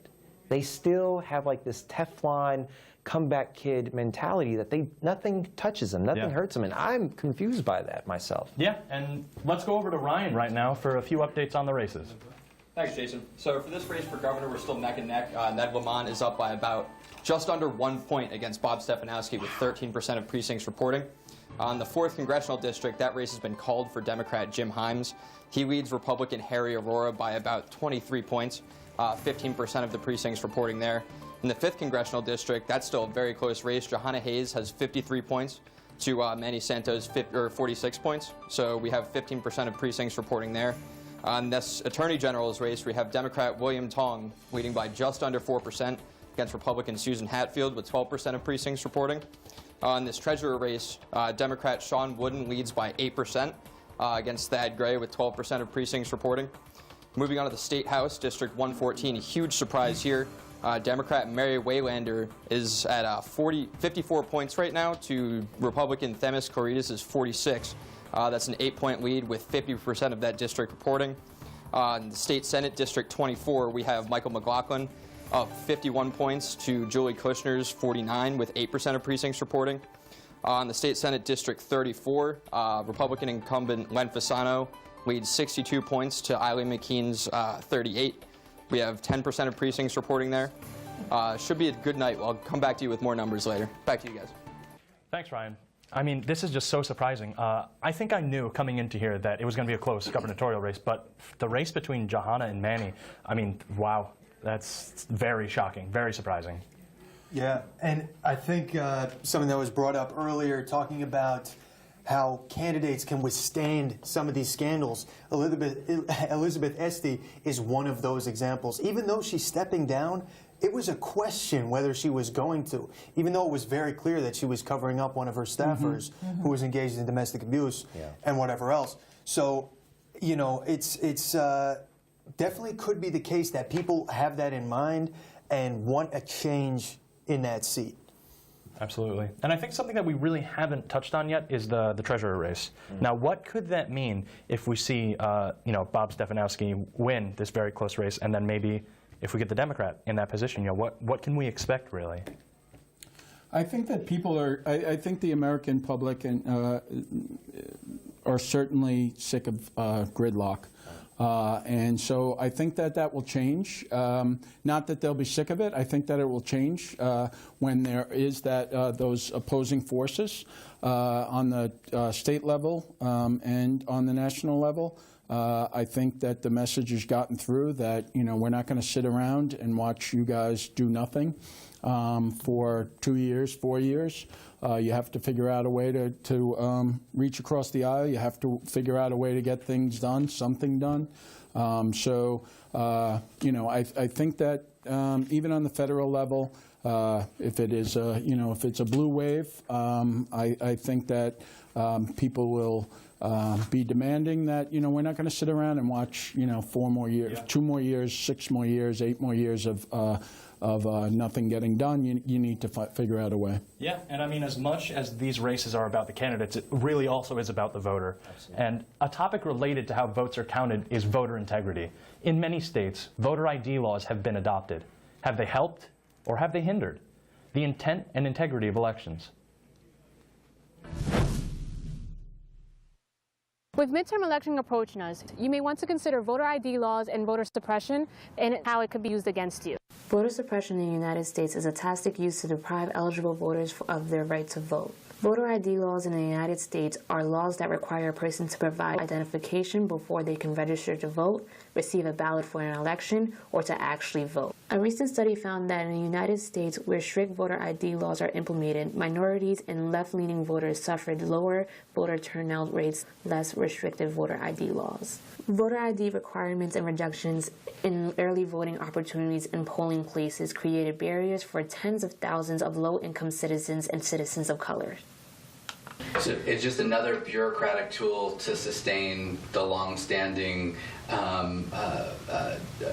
diminishment, exclusion of communities of color from society. So, you know, it certainly we can trace this to a phenomenon of racial discrimination that is inarguably rooted in slavery. I don't mean to say that gerrymandering is the same as slavery, but if we think about it as an institutionalized, bureaucratized tool of maintaining white supremacy, gerrymandering is absolutely used in order to achieve that end. And you don't have to look any further than to see how and where the districts are gerrymandered, in what states and in what way they're gerrymandered, to see the disproportionate disenfranchisement of communities of color.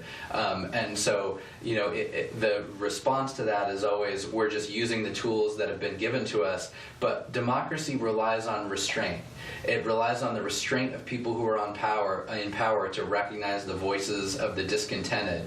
And unfortunately, what we have now is a dynamic in which the voices of the discontent are mowed down, they're eliminated. And I don't mean voices of discontent to include people who want to maintain racial white superiority. I mean the discontented who are on the side of truth and justice.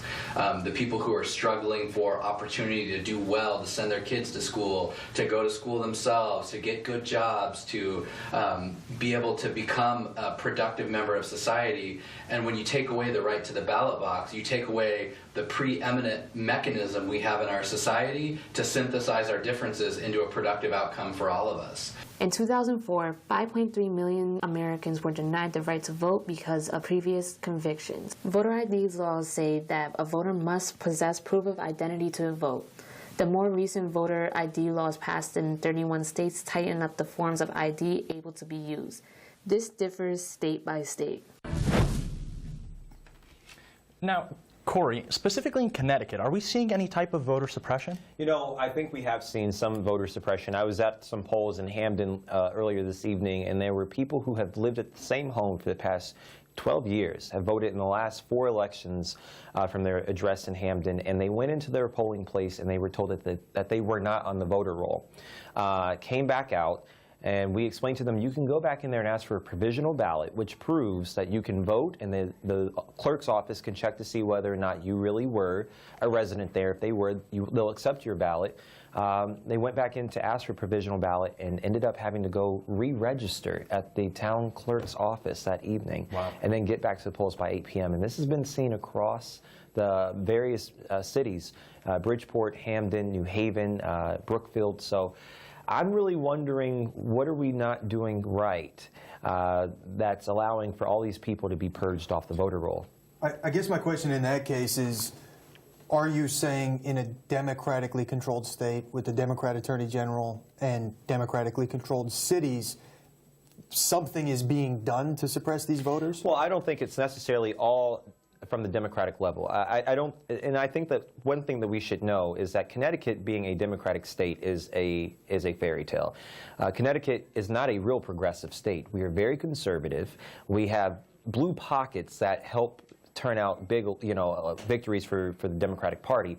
But Connecticut is a very conservative state, and really backwards in some of its thinking, depending on where you're going, because of the demographics there. So what I'm saying is that a lot of these towns and a lot of these cities do have a lot of Republican leadership there that may have an agenda, Democrat or Republican, let me rephrase that may have an agenda that's purging these voter rolls without even knowing that they're doing it.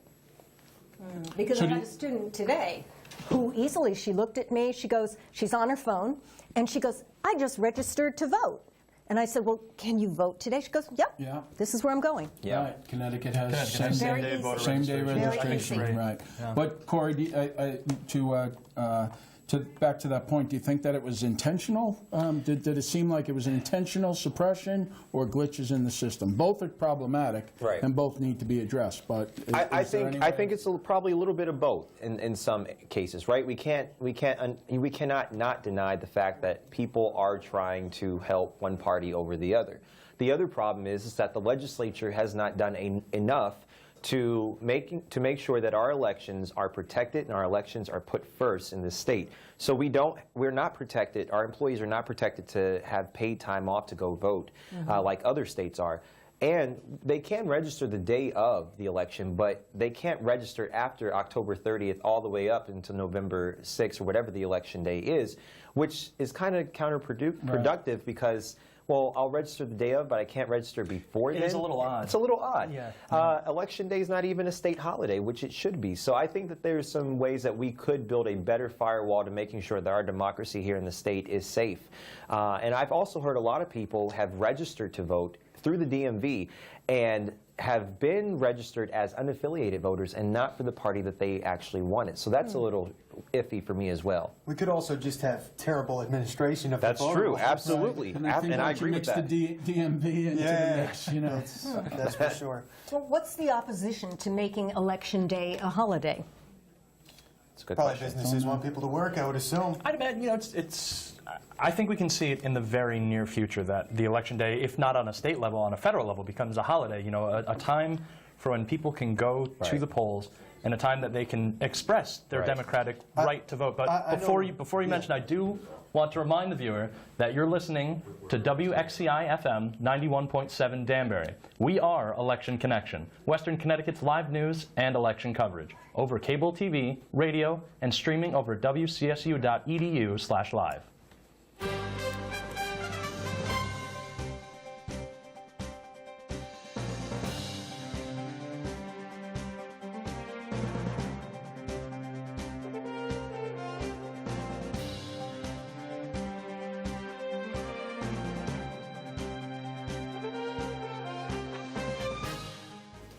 Welcome back to Election Connection, Western Connecticut State University's live news and election coverage. I'm David Kuhn. And I'm Jackie Gusta.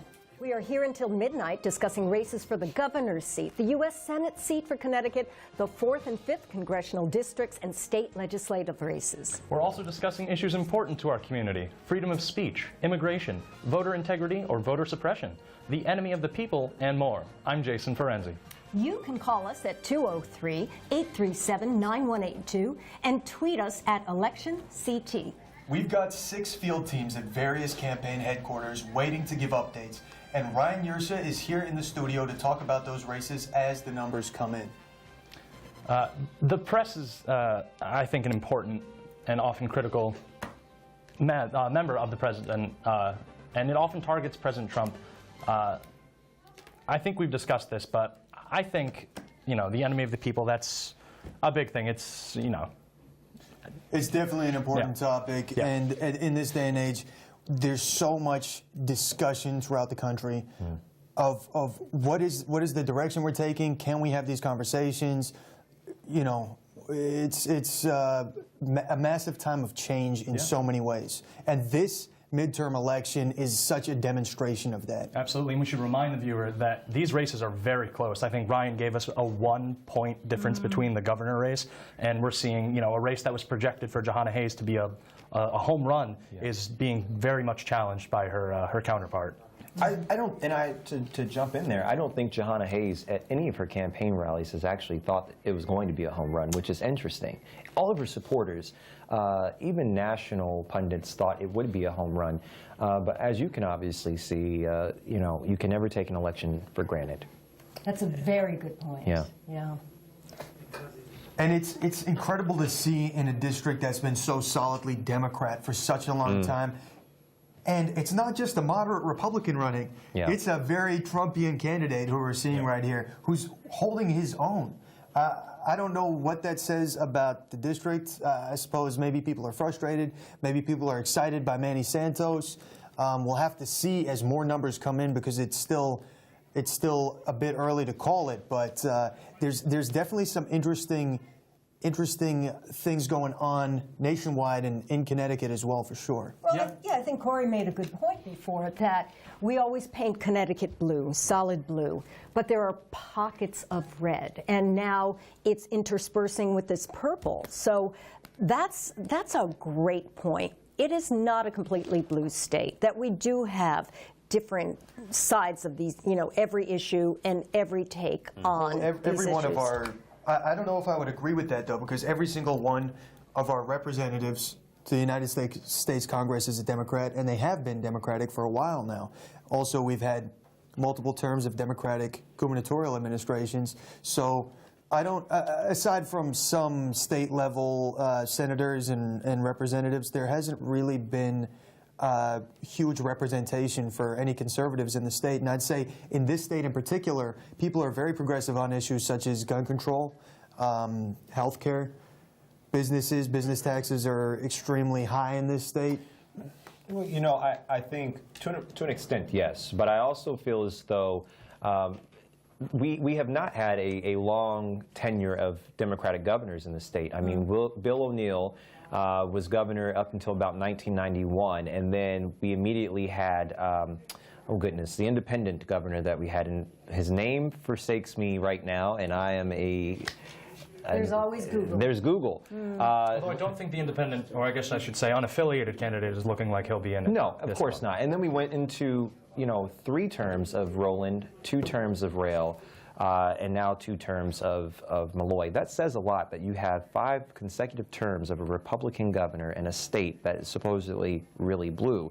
And you have to think about it, the congressional districts that we have with the congressional leaders that we have in Congress, some of them are conservative. Some of them are more moderate than far left-leaning liberals. And Waterbury, in the 5th congressional district, actually had a Republican, an African-American Republican congressperson representing that district for a long period of time, up until the point that Chris Murphy became congressman. So I think it goes back to show that Connecticut is one of these places where it's not really purple, it's not really red, it's not really blue. It's just kind of up in the air, and it's whatever people feel. And when it comes to paying taxes, I think it's patriotic. We have a high quality of life in the state, which is very nice, and it's very important that we maintain that. We pay for paying taxes goes to our kids' schools, it goes to our roads and our infrastructure. And when you pay taxes, you are a patriot. Whether or not the occupant of the White House has paid his taxes and whether or not he's a true patriot, I think that's another discussion. I guess the question is, though, in Connecticut, if people are so happy paying their taxes, why are they leaving in such massive numbers? Well, I think people will complain about anything, right? And if they didn't have the high quality of life here, quite frankly, they could go anywhere else to look. Look, and the rhetoric, well, it's younger people, not older people. Younger people are going because the job market has obviously changed. The rhetoric is that if we keep raising taxes, that millionaires will leave the state, which is in fact untrue. The state actually gained 3 millionaires in the last year alone, and that came from the Labor Department here in the state of Connecticut. So 3 millionaires? 3. Oh, that's a high number. That is a high number. I mean, when most other states don't get a net gain of any. So that, I think we're doing pretty well. We didn't lose any millionaires. I suppose the issue is, though, if you have young people leaving the state, then what does the future look like? Well, we have to have a better workforce. We have to have better industries of jobs in the state. We have to also make sure that we have affordable housing in the state. People can't stay here and live off of what we're making, what people are making, and also they can't buy homes to raise their families. And if we start investing in those areas, I think that we'll start retaining young people to stay in their state and then getting other people to move into our state. Yeah, right now we actually have Stephanie Shaw live with a state rep for the 130th district. So Stephanie, can't you tell us who you're with right now? Hi, I'm with Caitlin Clarkson Piera, representing the 132nd district of Connecticut, Fairfield area. How are you feeling? I'm feeling good. I haven't done the exact math on the numbers, but I think it was 45 to 55, which I have to say for somebody who's never run for office before, I don't know if I'm allowed to say I'm proud of myself, but I am a little bit proud of myself and proud of my family for sticking with me through this, and proud of the Democratic Town Committee in Fairfield for believing in me, because I have not run for office before, and they definitely could have gone with somebody else who had more experience. Awesome, thank you. As a mother of a young child that is going to be starting public school soon, what do you feel about public education? Do you think it should be fully funded? Absolutely. I have a saying that I actually learned recently that's genius. We're not going to strike oil here in Connecticut. We're not going to grow a huge orange crop, right? What we have is our education system, not only from pre-K all the way through 12, but also our higher education system. And so it's really important that we focus on that we dedicate our resources to that, because if we have an educated base, that will lead to people getting better jobs and paying more taxes, and hopefully will be one of the ways that we are able to stop the bleeding in our economy. Thank you. And also, can you touch on your feelings towards gun control? Yes. So gun control is something that I've always been extremely passionate about. I think in Connecticut, it's hard for anybody not to be, regardless of party. But Parkland was really a reminder that we need change, even here in Connecticut. Some of our gun storage laws and the amount of ammunition you can buy, there's room to make lots of improvement. And so I'm hopeful that regardless of me not being on the state representatives this year, that the Democrats can work together and the Republicans too, because gun control, I mean, it shouldn't be a party issue, right? Like, we should all want to keep our children safe.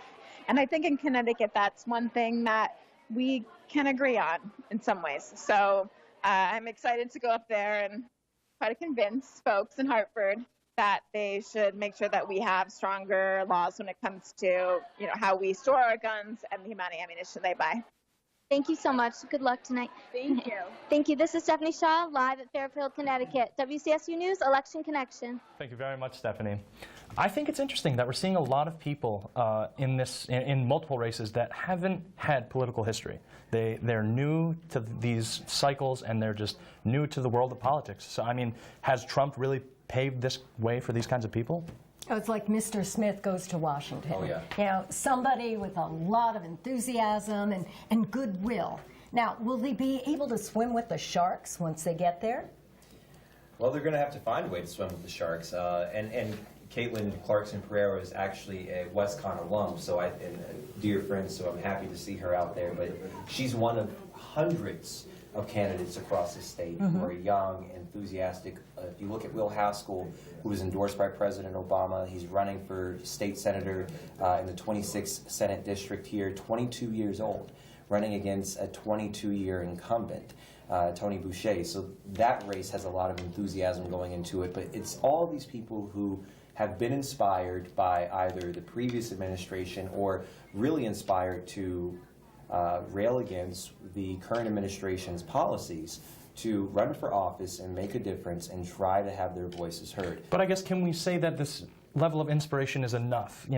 Is there demonstrable evidence that these kind of candidates will benefit for what they're doing? Well, actually, yeah. I mean, if you look at Alexandria Cortez, who was a waitress 2 years ago in the Bronx, and now she is going to be the next congressional representative from the 22nd Congressional District in New York, unseating a 12-year incumbent, that says a lot. Well, Corey, I have a lot to say about that, and I have to disagree with you strongly this time, because that's my district. Oh, my goodness, I'm heartbroken. And when I voted today, I left off a check in her category. Yeah. Why? Because I did not want a 28-year-old with no experience, no political experience, who has a lot of enthusiasm, I'll say that. But when she got onto the talk shows and we got to talk to her, we found out she didn't really understand the issues well enough, and I'm worried about her once she gets into that Shark Tank. Well, we'll see what happens, here and there, I suppose. But we're going to take a quick look at the weather right now with Paul Taschereau. Good evening once again. Fortunately, the rain and clouds are beginning to clear out. We're going to see a low tonight of around 45. Quite mild in retrospect. Our average low this time of year is right around freezing. Again, we're going to see those decreasing clouds. And the forecast for tomorrow, look at this. We're talking about highs in the lower 60s. Take a good look at that, because we won't be seeing that again, at least over the next 5 days. It's also going to be rather gusty as well, winds gusting upwards of 25 miles per hour. Let's check out that 5-day forecast. Sun on Thursday, but much cooler. Highs only in the lower 50s. And look at this for Friday. Only in the mid-40s. We're going to see showers throughout the day, but during the evening and overnight, we're going to see a period of very heavy rain, similar to what we saw last Friday. Then look what happens this weekend. Saturday, highs only in the mid-40s, but windy as well. And look at the slow Saturday night. Only in the mid-20s. Some of the colder towns in northwest Connecticut could see lows into the teens. And on Sunday, yeah, we could struggle to see temperatures up near 40. This is student meteorologist Paul Taschereau, WCSU Election Connection. We're definitely seeing some interesting weather. I mean, it's the beginning of November. We're seeing a lot of warmth. I mean, 60 degrees on the 6th of November. But I mean, especially with the rain today, too, I don't think we saw anything deterring those voters from going to the polls today. Yeah. Those long waits. Very good point. Right. I don't know if this crazy weather is any indication of anything going on in the environment on a broader scale in any way. But one of the interesting things I noticed during this election cycle is it seems like environmental issues are really not being discussed too much. No, it seems like they're taking a back seat. And why is that? Because the UN report just said that we have all of 12 years to turn ourselves around so that our planet continues to exist and we can live on it. I think the thing is, though, many American people have more immediate issues in front of them. I think they're more focused on those things that are tangible rather than some abstract idea of the climate changing in however many years. Yeah, I would rather say they're more focused on short-term than long-term. I wouldn't say that this isn't an important or immediate issue. I'm saying tangible issues, things that are right in front of them, what their job is going to be, what their housing situation looks like. So in that case, this really does take, like you said, a back seat. But what has really helped them think that way is all the influence from places like the Koch brothers, the Heartland Institute, to put a little doubt, seeds of doubt in our minds that there is no real climate change. It's not that big of a problem. But we have to reduce our carbon emissions, and using all of the fossil fuels that we use in a very short amount of time. Yeah. Or your kids are not going to have a planet to live on. And I think people, it goes beyond climate change as well. A lot of the rollbacks that the Trump administration has just executed with the Environmental Protection Agency, you look at it, where is it affecting, the lives of people? It's low-income communities, mostly low-income communities of color, that are living in these environments that they're living next to factories, they're living next to places where they don't have the same opportunities as those in suburbs, and their kids are contracting asthma, their kids are contracting fatal diseases that follow them for the rest of their lives, and their homes aren't safe as well. So I think that, and it affects women during their pregnancies. And so that's an issue about family planning, it's an issue about the longevity of the lifespan of Americans, and that's just not about the environment. And I think that that's something that we also need to pay attention to as well. Now, do you think, I'm sorry to cut you off there, but do you think that, I guess, climate change as a whole scale idea, do you think it's more of people need to start in the home, or do you think that there needs to be more of a, I guess, state legislation or federal legislation to help affect? I think it needs to be federal. I think the country and our federal government has to lead the way. They have to be the leaders on this to show the American people what needs to be done and how it should be done. Government may not always be the answer, but on climate change, I do think that government should be the answer. I think the key point there is when you say the government should lead the way in showing people how things should be done, what would actually be happening in that situation is the government would be forcing people how to do things by imposing regulations and standards on them. I think there is definitely direct effects from pollution that occur due to factory output, things like that. I'd be curious to know what the numbers are, or the prevalence of an increase in effects on people is since the Trump administration's new policies. I don't know if it's been long enough to see if there's actually been a massive effect there. I'm not saying there isn't. No, I get it. But I'd be curious to see that. But I think the biggest thing when people talk about climate change, there are some legitimate questions about what humans' effect is on the current cycle of warming that we see. Now, almost the entirety of scientists agree that there is warming occurring. The disagreement is whether humans are the primary cause of that warming. So that's where it comes in. And the biggest effect of this, of course, as we talked about, is people want to impose regulations, which is going to make a huge, huge impact on businesses across the country. Sure, the Koch brothers, etc. And the reason that they don't want to be regulated is because it is regulated now to protect us. Right. And they paid massive fines already. They don't want to pay that money, as well as other big The other businesses. thing, though, is the money isn't only on one side. There are huge vested interests in creating a carbon tax. There's a lot of money behind that, and there's a lot of potential to make money behind that. And the carbon tax will be imposed by environmentalists on the basis that it will help the environment. The jury is out on that, but they certainly can make a lot of money if they succeed. Well, sure, but right now, what we have to do is make sure that we're not polluting our own environment, polluting and ending our environment. And I'll tell you, if it's going to cost businesses money, it's going to cost businesses money. Right. Or the businesses will not have a planet to operate on. Absolutely. A look at American history reveals that both Democrats and Republicans have railed against gerrymandering, but only when they're ones not in power. Gerrymandering allows the party in power to manipulate the boundaries of voting districts so as to favor one party. Is it time to get rid of gerrymandering? And is it even possible to do it? Let's take a look. Have you ever seen a map of the congressional districts and noticed some weird shapes? That's a sign that those districts have been gerrymandered. Gerrymandering is an ongoing problem here in the United States. We asked Dr. Williams, a political science professor at Western Connecticut State University, for more information on the topic. What gerrymandering is the process of allocating district lines, establishing district lines at the state level. Now, the process of drawing lines is a good thing because we want to make sure that all of the districts in a particular state have basically the same amount of people in them. The district has 10 people and another district has 150 people, then those 150 people's voices aren't being heard as loudly as the 10. The problem is, who's going to draw those lines? What gerrymandering is the redrawing of district lines to give one party an advantage over the other. Ways this can be done include packing all of the opposing party into the same district or breaking up the party into smaller concentrations in different districts. This means that the districts aren't correctly representing the parties.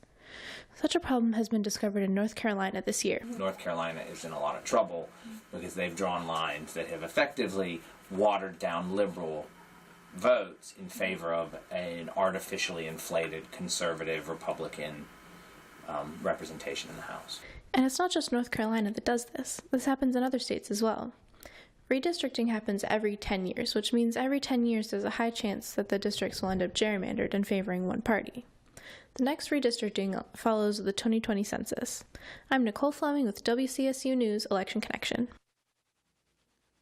We have to change the system to reflect our better selves. I think we've got to end the practice of drawing our congressional districts so that politicians can pick their voters and not the other way around. Gerrymandering isn't something new. It has a history of about 200 years. But what does it mean to the state of Connecticut?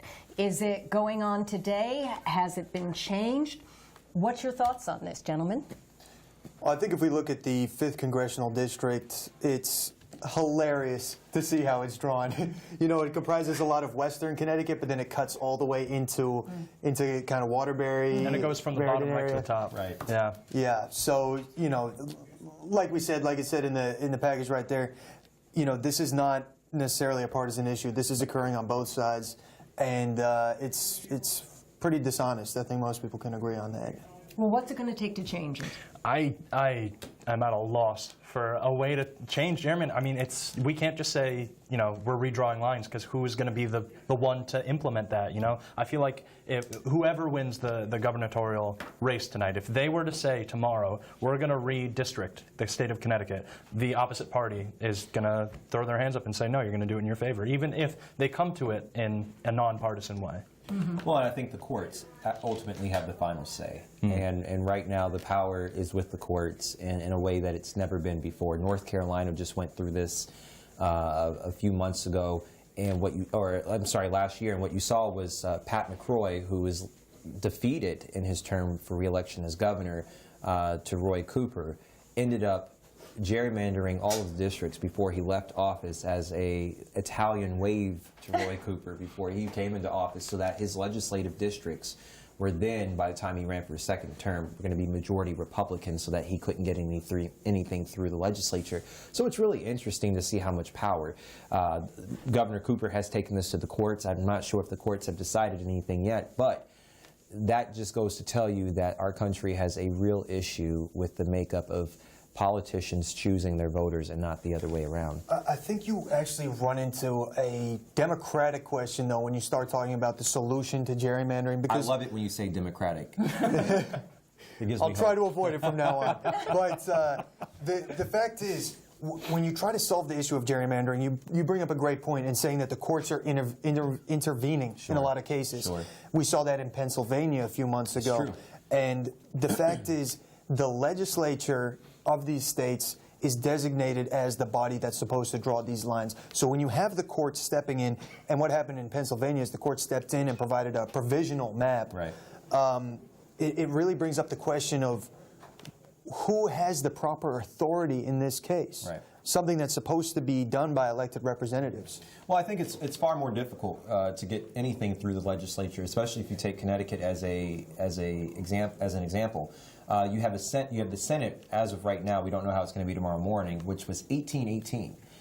So you could get a lot through the House, or through a committee, then you can get it through the House, it can go to the Senate, and then they're wrestling with it amongst themselves, and it could just die right there in the Senate. And so what happens on these important decisions? Well, it goes back to committee, and then sometimes it could go back to the court system. And it's out of the governor's hand, quite frankly, on a lot of things. But, you know, I think this is where government becomes a little counterintuitive in the process of everyday lives. But I think what we have to understand is with gerrymandering, there is not a decision from the local level all the way up to the federal level that does not affect the everyday lives of the American people, from the time you were born with your birth certificate and social security number to the day that you die when we collect your state, your estate taxes. This is an unfair use of power, gerrymandering. Absolutely. But do you think that the people know enough about it in order to cry out about it? It's such a technical issue. I think it's hard for a lot of people to understand what the impact is. So, yeah, I think you're absolutely right in saying, most people don't even understand that this is an issue. I think something interesting that's happening, though, is recently the Trump administration announced that it would be trying to put a question of citizenship on the 2020 census. And there's been massive backlash against that. And this is all in relation to drawing districts and everything along those lines. But there's a lot of backlash because people are saying it's not necessarily fair to be asking people questions about citizenship. I would say that when we're talking about drawing districts for representative purposes, we should be drawing districts to represent American citizens. We shouldn't be drawing them to represent illegal aliens. Well, I don't think we're drawing them with the purpose to represent undocumented. I just want to give a gentle correction to that. Undocumented immigrants. Well, you can say either one, but well, because no one is illegal. And if that was the case, then President Trump and most white Americans in this country are illegal since they stole land from the Native Americans. I'm just being honest. So if we're going to do that, I don't think they stole land. I mean, they did steal land. They built. Well, we've got a history. Trump's family immigrated here after America had already been colonized. His mother was an undocumented immigrant working in hotels as a cleaning lady who married a rich man who gave birth to these 4 kids, whose son has then married 2 immigrants and had children. So if we're going to end birthright, what a beautiful example of diversity in America. It's not. No. Well, it's beautiful because they look like Donald Trump. But for people who are brown and black and Caribbean, it is not beautiful because they live every day with the fear that they will not be able to go home to their kids. They live every day with the fear that their kids, who are citizens in this country by birthright, will not have the same rights that Donald Trump's children, who are citizens in this country by birthright, will have based off of the skin of their color. And I'm sorry, there's no other way to skin that pig. But I don't know how the color of their skin plays into the issue at all, because currently if you have anybody entering the country and having a baby here, that baby is considered a citizen. Well, this goes back to what Donald Trump is talking about. This goes back to what Donald Trump is talking about. The rhetoric that comes out of the president's mouth is blatantly racist. He is a nationalist. That is not code. That is not code talk. When the president of the United States says at a rally of 6,000 people that he is a nationalist, he is saying that he is only for the white Aryan race. That's absolutely not true at all. When the president of the United States cannot when the president of the United States cannot say that the white nationalist party, which had protests in Virginia, are terrorists and that they are bad people, and he said, well, there are good people on both sides, that is a problem, and the president is starting a race-baiting cultural war with brown and black against white, and that's with his wall, that's with the census, and that's with a lot of other things. Let me just jump in here quickly, because I think that's a huge mischaracterization. First off, saying you're a nationalist equates to being a white supremacist. I mean, if you look up the definition of nationalist in the dictionary, it says it's somebody who puts their nation first above other nations. But Trump is not presenting himself like that. Can I give you guys he a little... absolutely is. His entire agenda is America first. But, and the other thing with Trump is he got one of the highest percentages of the black and Latino vote for any Republican. I'm going to cut into this heated debate real quick because we do have some race results. Race results. You're talking about elections, though, right? Yes. Yes. So we're going to come to Ryan right now for the election results update. Thanks, guys. So big update for this gubernatorial election. Ned Lamont started out ahead. We saw him drop to a 1-point lead, but right now with 23% of precincts reporting, we have Bob Stefanowski up by 1 point over Democrat Ned Lamont. We talked earlier about how in the 4th Congressional District, incumbent Democrat Jim Himes, that race has been called for him. But in the 5th District, we saw Jahana Hayes come out for a slow start, but she is now up 8 points with 24% of the vote reporting. For this Attorney General's race, we have Democrat William Tong up 1.3% over Republican Susan Hatfield. We have 20% of the vote there. In this Treasurer race, a little less close than that Attorney General's race, we have Democrat Sean Wooden up 7.2 points on Republican Thad Gray with 20% of the vote reporting. State Senate District 24, that's Danbury, we have Michael McLaughlin. He has 51% of the vote to Julie Kushner. She's a Democrat. She has 49% of the vote right now. That's 25% of the vote. In State Senate District 34, we have Republican Len Fasano. He jumped out to a big lead initially, but now with 33% of precincts reporting, we have him at a 14-point lead over Democrat Eileen McKean. And then a really important race to look out for, Senate Minority Leader Themis Klarides. She is down 8 points to Democrat Mary Waylander. It would be the first time that she's lost an election since 1998. Keep a close eye on that one. Back to you guys. Thanks, Ryan. Wow. I mean, could this be the flip with 23% of precincts voting 1 point for Stefanowski in the lead? I mean, there's still plenty of time. Sure. But, I mean, it's been gradual. You know, we've been seeing him close that gap, and now he's on top. So, I don't know. It could be foreshadowing. Yeah, and it will be a huge change for Connecticut if it does happen. I think if we saw Ned Lamont elected, we wouldn't really see a massive difference in the way things are being run. But with Stefanowski, I think it's going to be a whole new Connecticut.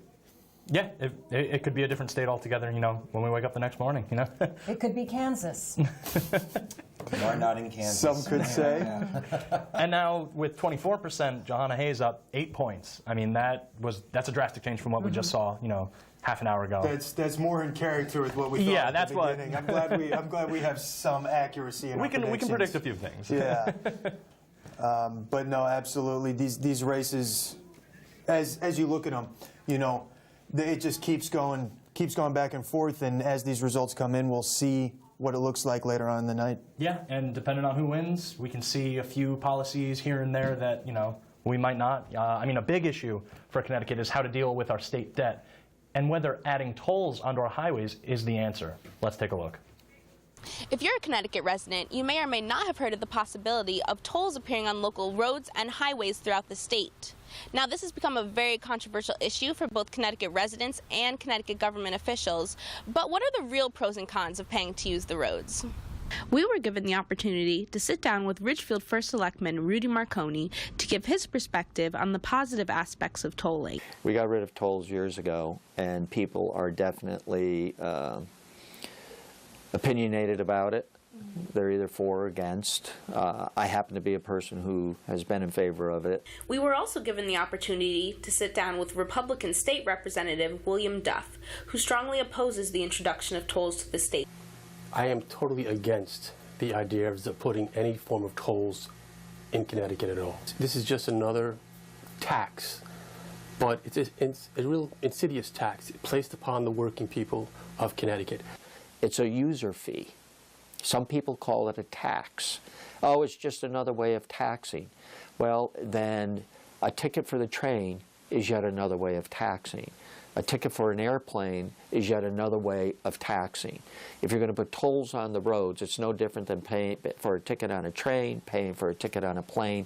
It's a user fee. The type of tolling stations they want to put in will eventually lead to congestion pricing. If you think tolls are diverting traffic, tolls, you don't slow up for tolls. People don't even know where they are today. It doesn't have any impact on traffic. We need to generate revenues in order to take care of our infrastructure. Although their attitudes regarding the tolls contradict one another, Marconi and Duff both agree we shouldn't be conducting any more studies about the issue. $10 million for a fourth study on tolls. Tolls have been studied ad nauseum. You're not going to get any new information that hasn't already been put forth in the previous 3 studies. The study was done. It cost taxpayers $1 million. Today we're hearing that Governor Malloy wants to allocate $10 million to do another study. We're studying it to death. We're beginning to study the studies, and that's embarrassing. It's embarrassing for the state. It's a waste of money. Either we're going to do it or we're not. Those in favor of tolling argue that we need to collect more revenue that can be used to fund the necessary maintenance and upkeep of our roads. Due to the crisis, financial crisis that our state is in now, and the lost revenues we've experienced, we need to replace some of those revenues because the state can never work its way out of the problem we're in by eliminating expenses. Duff says he questions the validity of where the state claims this money is actually going to go. If we implement tolls, and I want to be clear about this, there will not be any increase in the amount of money spent on infrastructure. That is not the plan for the Hartford politicians. It is a lie that they've been telling to the public. Marconi and many others feel that far too many people are using our roads in comparison to the amount that contribute to the revenue collected. We have traffic that comes from New York through Connecticut to get to Massachusetts to Boston. Everyone collects but Connecticut. And they're ruining our roads. They need to become a participant in taking care of our road. The development of Connecticut tolls has been put on hold for the time being. It'll be interesting to see because usually with a new governor you may see all new people in various commissioner positions. If we have an administration that's aggressive in terms of supporting it and wanting to get something done, then I think that dialogue will be moved to the top of the list. This has been Alana Hill with WCSU Election Connection. So as I've discussed before, I live in the Bronx. And in order for me to get 10 miles into Manhattan, if there's traffic, I will opt to pay a $6 toll because I have Easy Pass. In order for me to go to Queens, I have to pay a $14 toll by going both ways. And if I want to go see my mother in New Jersey, it costs me $50 to go to central New Jersey to see her because of those tolls. You gotta get a helicopter. Yeah, if I could afford that. But now we're talking about putting tolls in the state of Connecticut. Do you want to live that way like I do? I think that tolls would not necessarily be a bad idea. Obviously, they're used in many states, so you know they have a proven effectiveness. But the issue is, I think the biggest issue when it comes to this in Connecticut is the money going to be spent on the roads. I don't think there's any guarantee of that. We've seen so many programs in Connecticut where money is appropriated from taxpayers and then used for a different purpose. I think that's one of the biggest things people are concerned about. If you could see an actual benefit from this, on the roads, which direly need help, then people would be supportive. But they haven't seen the Connecticut government use their money effectively. So there's not a great history for this. Well, I think to his credit, Governor Malloy deserves, accolades on this because he was the one that was really pushing for the transportation lockbox to be included on the ballot this time around, to let voters decide for themselves so that we aren't spending money that should be used for transportation on education purposes or trying to balance our budget because we have a balanced budget law here in Connecticut. But, I think a lot of people, I know I voted yes on the transportation lockbox. I think if we have to treat the legislature like children and have them, actually put the money where it's supposed to go instead of trusting them on that, then that's what we need to do because our state is really losing out by a crumbling infrastructure all across every corner of the state. And that's a great point. I don't know how much... Did we just agree again? Yeah, well, yeah, absolutely. Oh, my Lord, it's getting late. You know that, yeah. The longer It we is a stay surprising here, matter. yeah, you never know what's going to happen. But I don't know how much credit Malloy necessarily deserves on that issue. Because, Well, that was short-lived.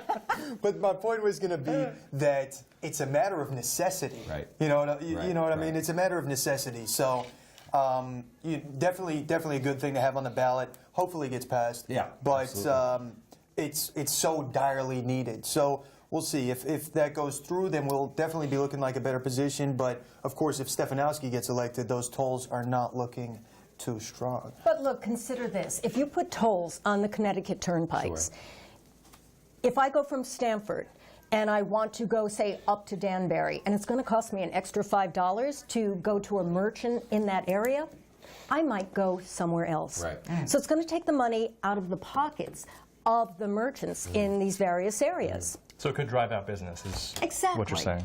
Now you're sounding like a Republican.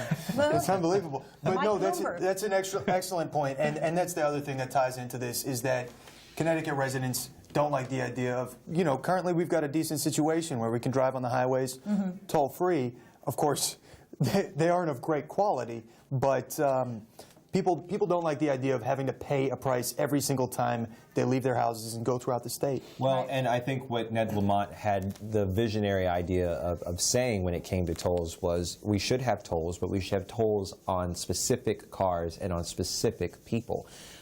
Necessarily, it is unlawful to charge other people from other state and not charge people in your own state that toll. That's very difficult, and we know how the DMV doesn't work already, so imagine that process. But to charge a toll for big rigs, for a lot of these commercial trucks coming through the state, I think that that's fair. And it's fair because the companies, most of the time, are out of state. They have to come through Connecticut anyhow, and we could still get a nice chunk of revenue from that Rhode Island and New Jersey and Massachusetts and New York are getting. I think I'd have to agree with you there. Yeah. But the thing is, consider this again, is that in New York, when you go across one of the bridge, you pay by axles. Right. Yeah. So if you say that you're carrying a horse trailer behind you, you can pay $75 to go across that bridge. I've done it. Do we want to do that to businesses that are coming through Connecticut?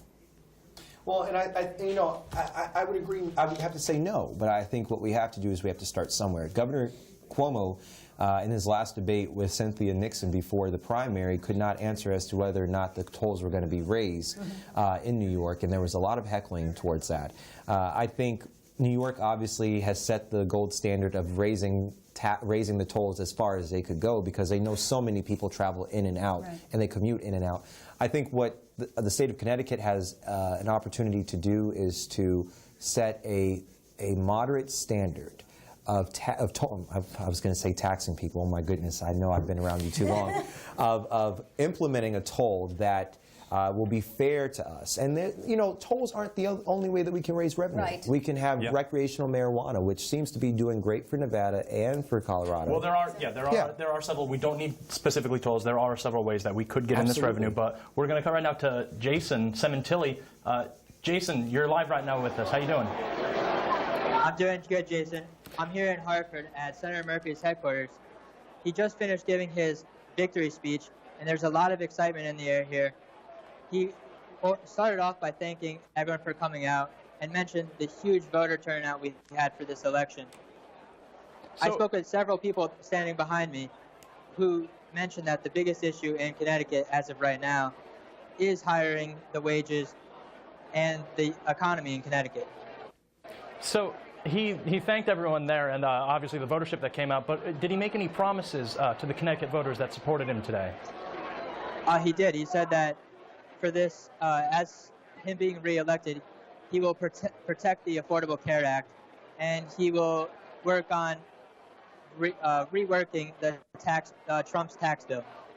All right. Well, that's great to hear, Jason. Thank you for checking in. This was Jason Sementelli with WCSU's Election Connection.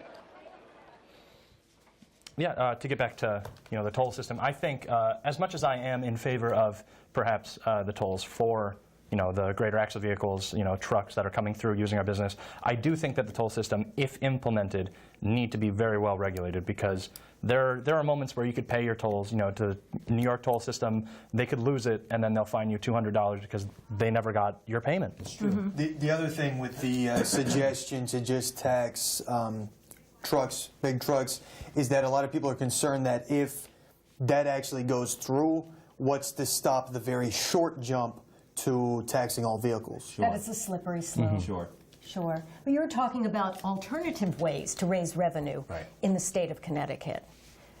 We are a conservative state, and I think you agree with me there. Would we go for marijuana use here? I think so. There's a lot of lobbyists up at the Capitol of white suburban women who are advocating for the recreational use of marijuana.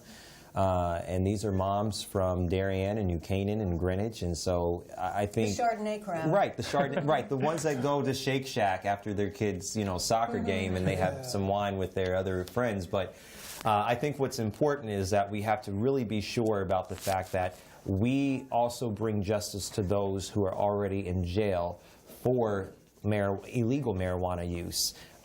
Because it's not fair that we expand the rights of marijuana use for a whole bunch of people when we actively jail certain communities for the same practice. I think that that's something that we're going to have to correct, and I think that's one way to raise revenue. The other way is to do better about how we bring businesses into the state.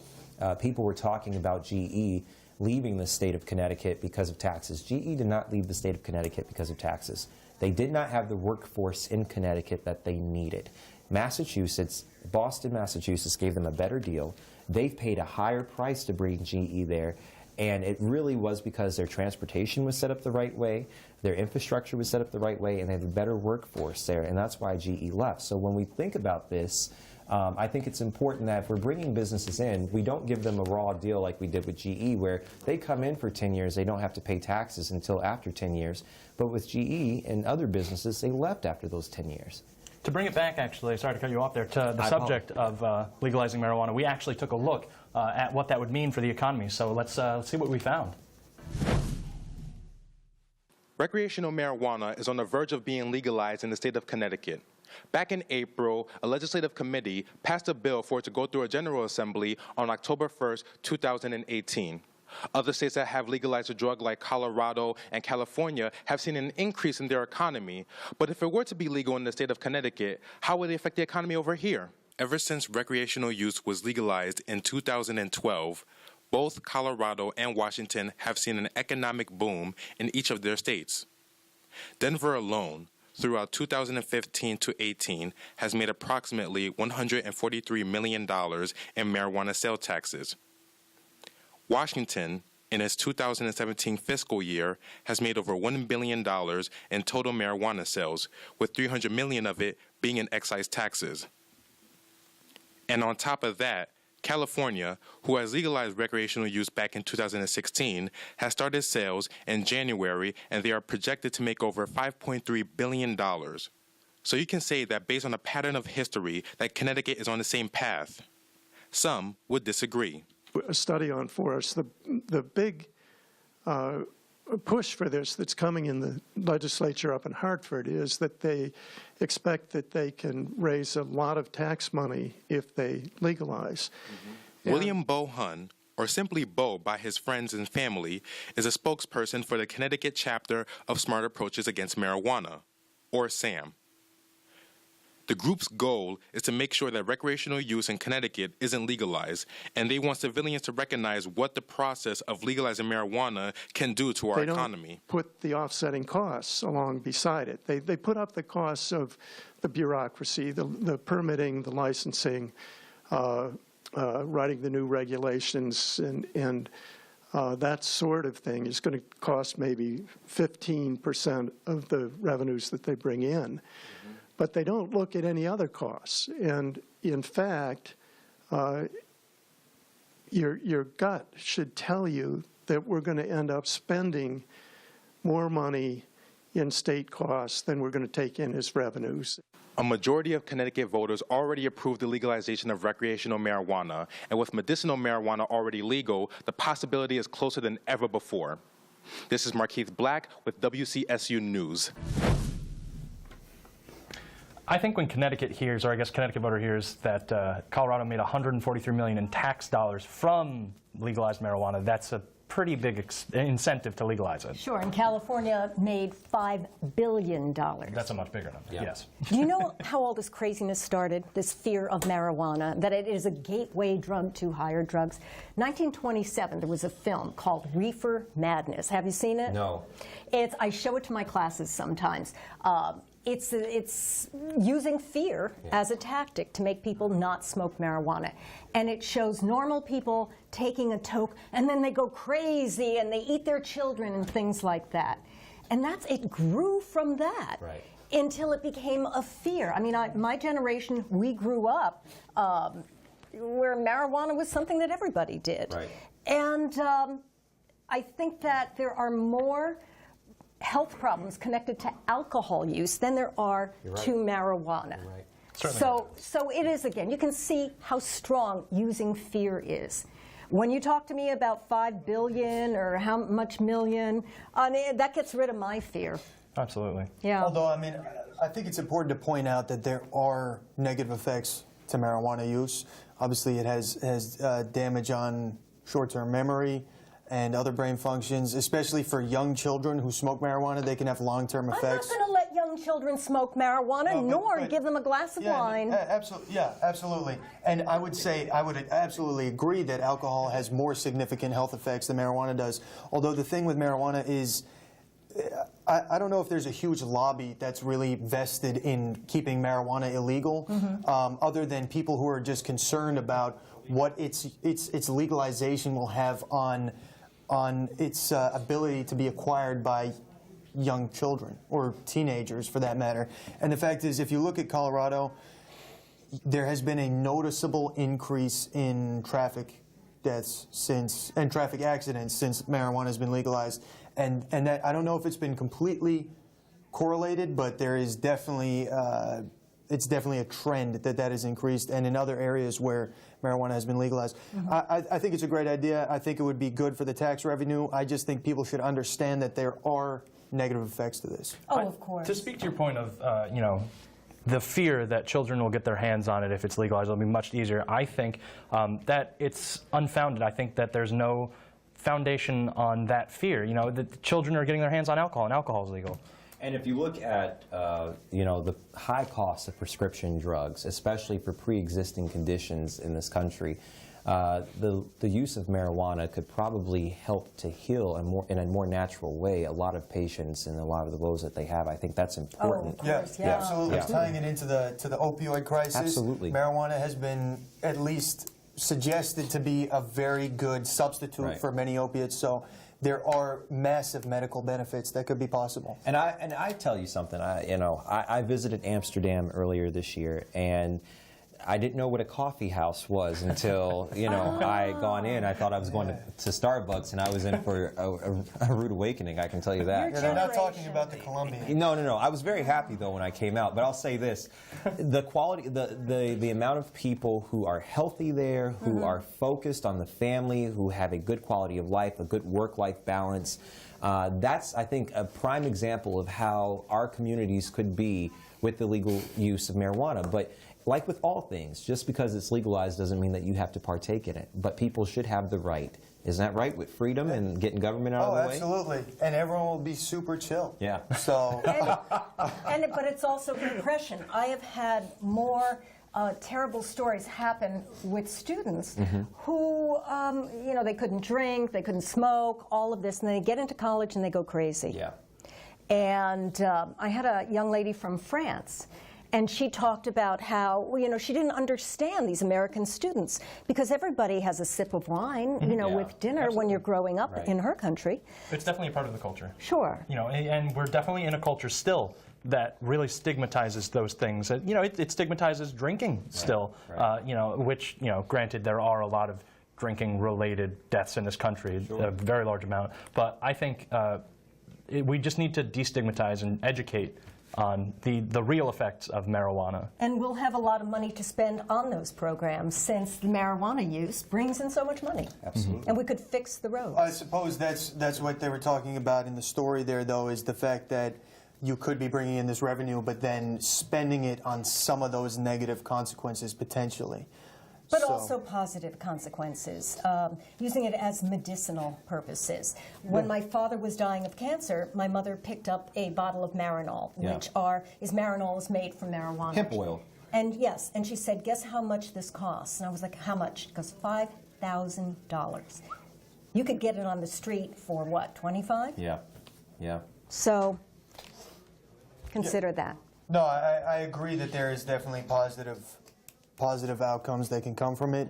I just think that, and what I said earlier about there being fear about children getting their hands on this or young people getting their hands on this, whether or not it's a reasonable fear, it's a fear that many parents have, and that's what they've been voting for such a long time. In Connecticut, being arguably as progressive of a state as it is, has avoided for so long legalizing marijuana, actually largely due to the fact that Dan Malloy's son has serious drug issues. Oh, that's No. I'm saying that because of his son's issues, he has been hesitant to go forward in legalizing marijuana. I believe that's the case. Well, sure. I mean, yeah, it's similar to Donald Trump Jr.'s his love of adultery and his father being hesitant to advocating for plural marriage. I completely understand what you mean, but. I don't think we've seen a lot of, to bring it back to marijuana, yes. I don't think we've seen a lot of the candidates today, though, really talk about it as a major part of their policy. I think in the Democratic field this year with the gubernatorial races, you saw a lot of the candidates talk about it. I know that Guy Smith talked about it at some of the debates. Joe Ganim certainly talked about it.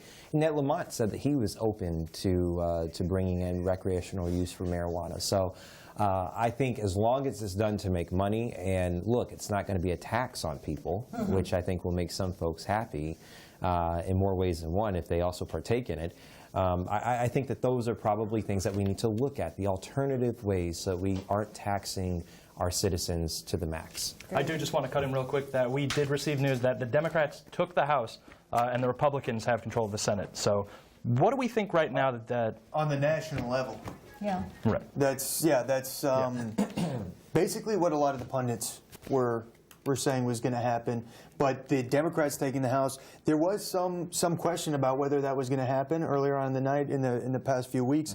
So now that is actually the case, I think we're going to see a lot stronger resistance to President Trump's agenda. And I think it's the seats that they've also taken as well, which is quite interesting. You know, going into this evening, I thought that Joe Donnelly out of Indiana, who is a pretty middle-of-the-road Democrat, would have survived. Heidi Heitkamp lost out in South Dakota. Again, Bill Nelson, who has been a fixture in Florida politics, his race is a nail-biter right now with Rick Scott ahead of him by 1 percentage point. So I think and we lost Texas. Democrats lost Texas back to Ted Cruz. We won Texas. Oh, yes, you won Texas. Yes, but I think looking forward as to where we go from here, it's Nevada, it's Arizona.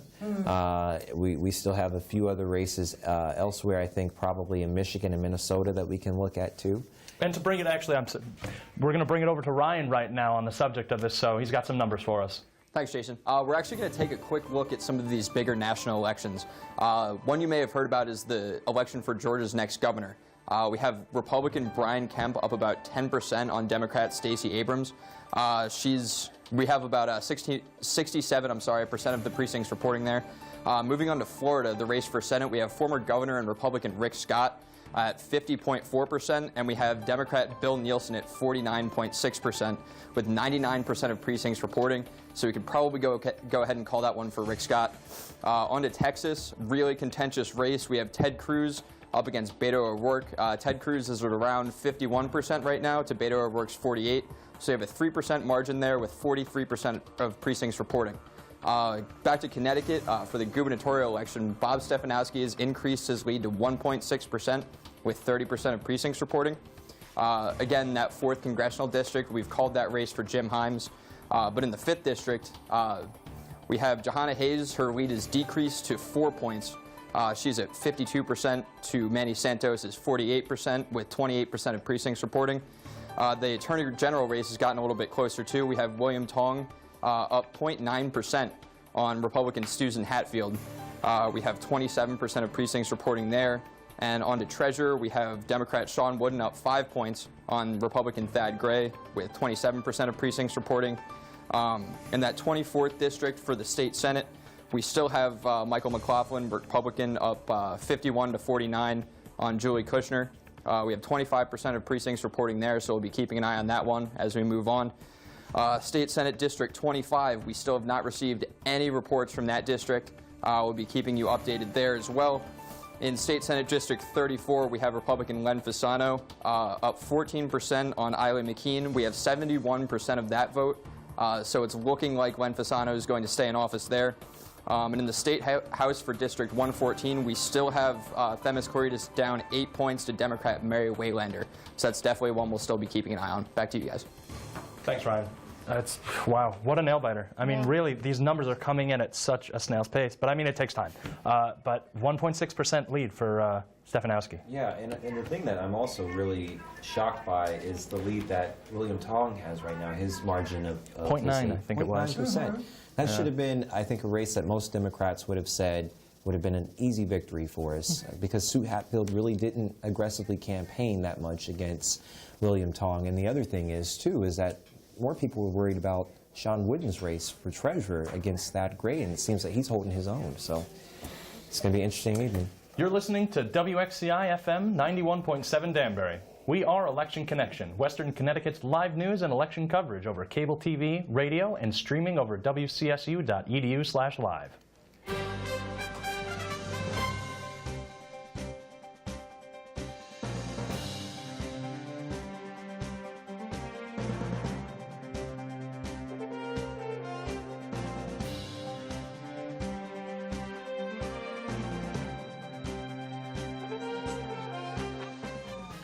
Back talking about the midterm elections, we were just discussing some of the results and how the numbers are not necessarily lining up with what a lot of the pundits have been predicting going into this race. I'd say my biggest observation is the so-called blue wave has turned out to be more of a puddle. The tide has not reached its peak yet. Thank you. Okay. Yeah. You know, I think, first of all, we're flipping a lot of seats, especially in California, where Republicans were in power and in control for a very long time. So I just want to say real quick that we have Zylena Benjamin live right now. She is covering Jahana Hayes' victory speech. So we're going to see that. Yeah. Most importantly, showing that we disagree in a civil manner. We're very happy. Want the same thing, have different ways to get there, and still not disrespect each other. That's right. That's the America I want to see.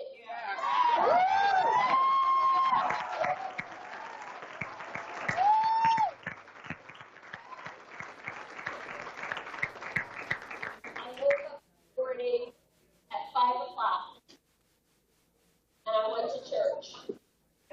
Amen. I started at the altar. Amen. I left the church, and at 5:30 I went to Pine Grove Cemetery.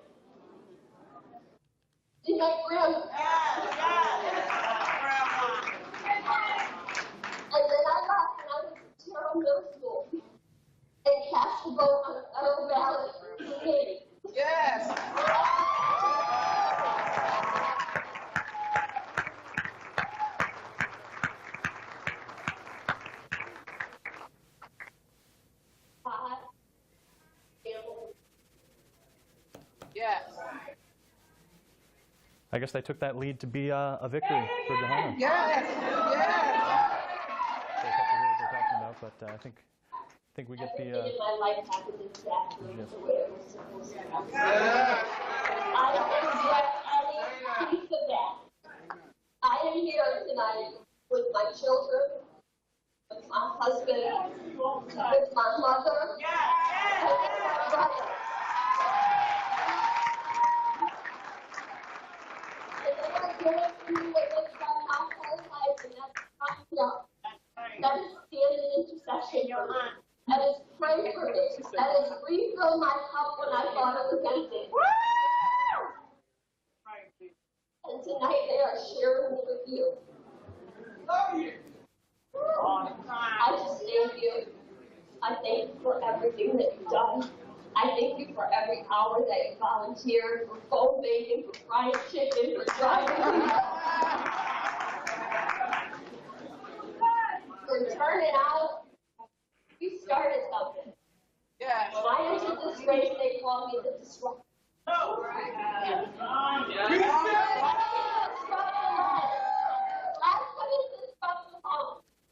And you guys, we started a movement, and we showed that people matter. That words matter. That we get to be here, and you will hear us, and we will hold you accountable. Thank you. And I am honored.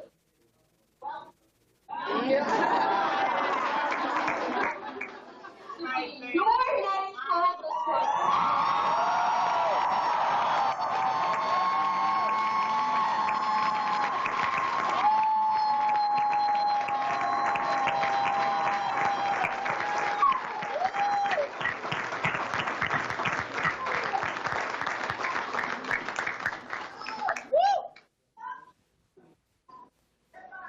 We have tears and victories. Yeah, absolutely. That crowd is very energized. And we heard a lot of that in the debate between her and Manny. We heard she was very impassioned and very emboldened. Yeah, extremely enthusiastic. Definitely gets people excited about her.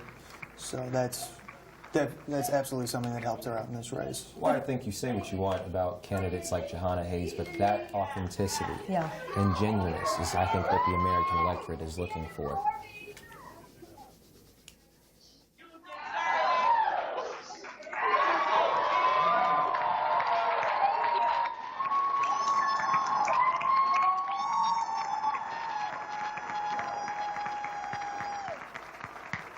Once again, that was Johanna Hayes, the projected winner of the 5th district for the House.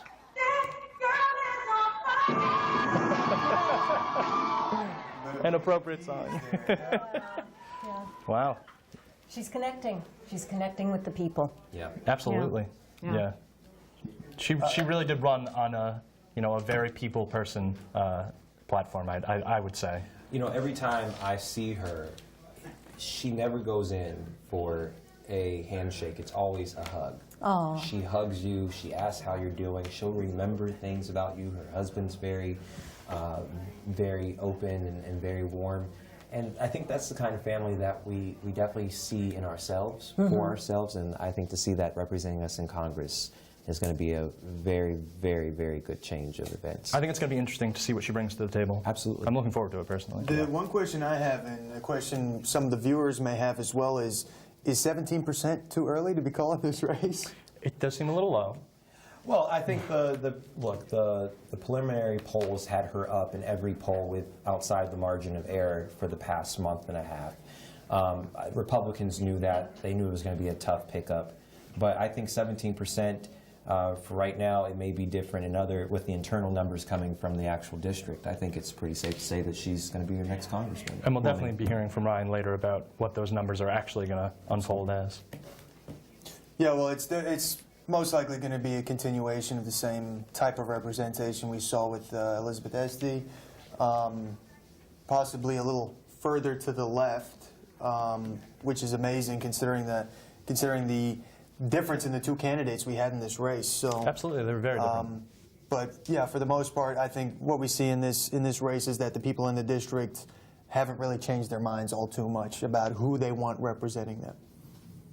Yeah, absolutely. Well, I think the country is leaning, the Democratic Party is going further to the left, the Republican Party is going further to the right, the middle is kind of trying to figure out absolutely, where it's going to fit in. And for the most part, the Democratic Party is talking about family values now more than ever before. A working wage, health care for families, strong education. Those are things that are important to that party, and I think that that's something that you're going to see continued with Jahana Hayes. Yeah, and we have Joseph Oliveri right now in Hartford.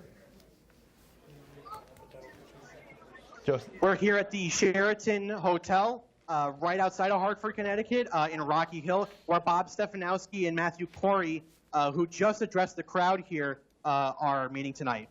So what exactly were they addressing the crowd? What were they saying to the people?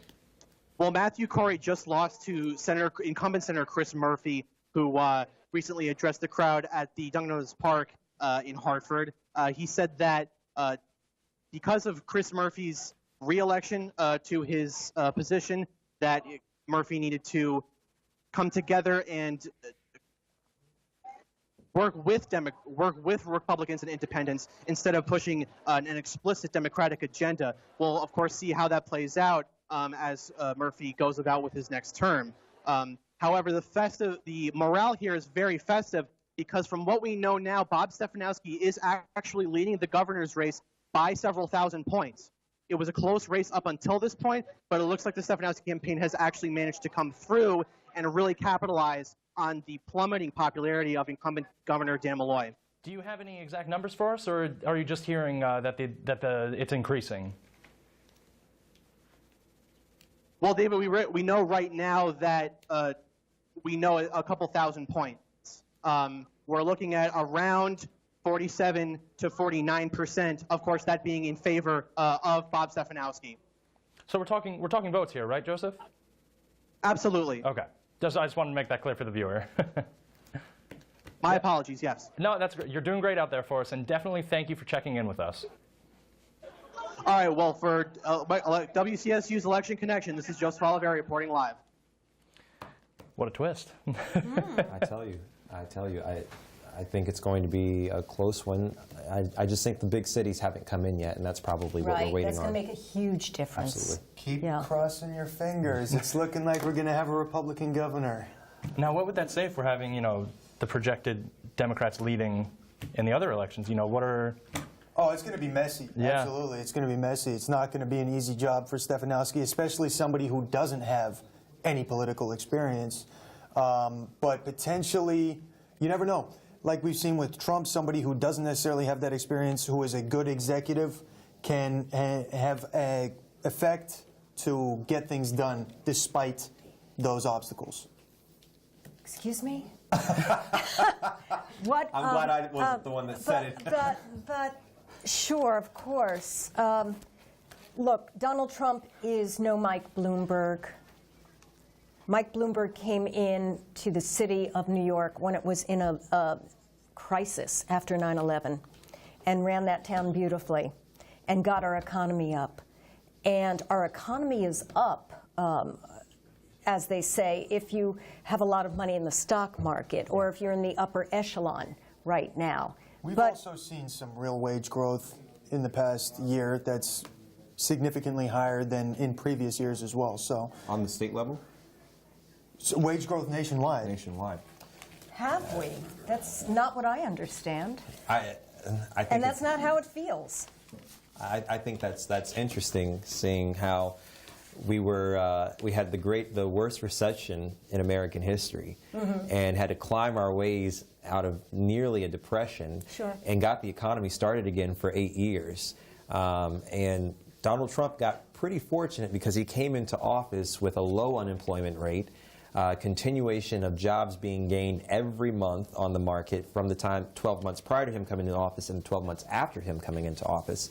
The wage growth has been stagnant. People have actually lost more money in the middle class in their wages, as opposed to those who are in the upper, who are millionaires in the upper 1%, and they just got a tax cut that that we're paying off, that they're getting off the backs of the middle class. To be clear, everybody got a tax cut. I haven't seen my Oh, tax please. cut. Marco Rubio owes me some money. I've not seen it.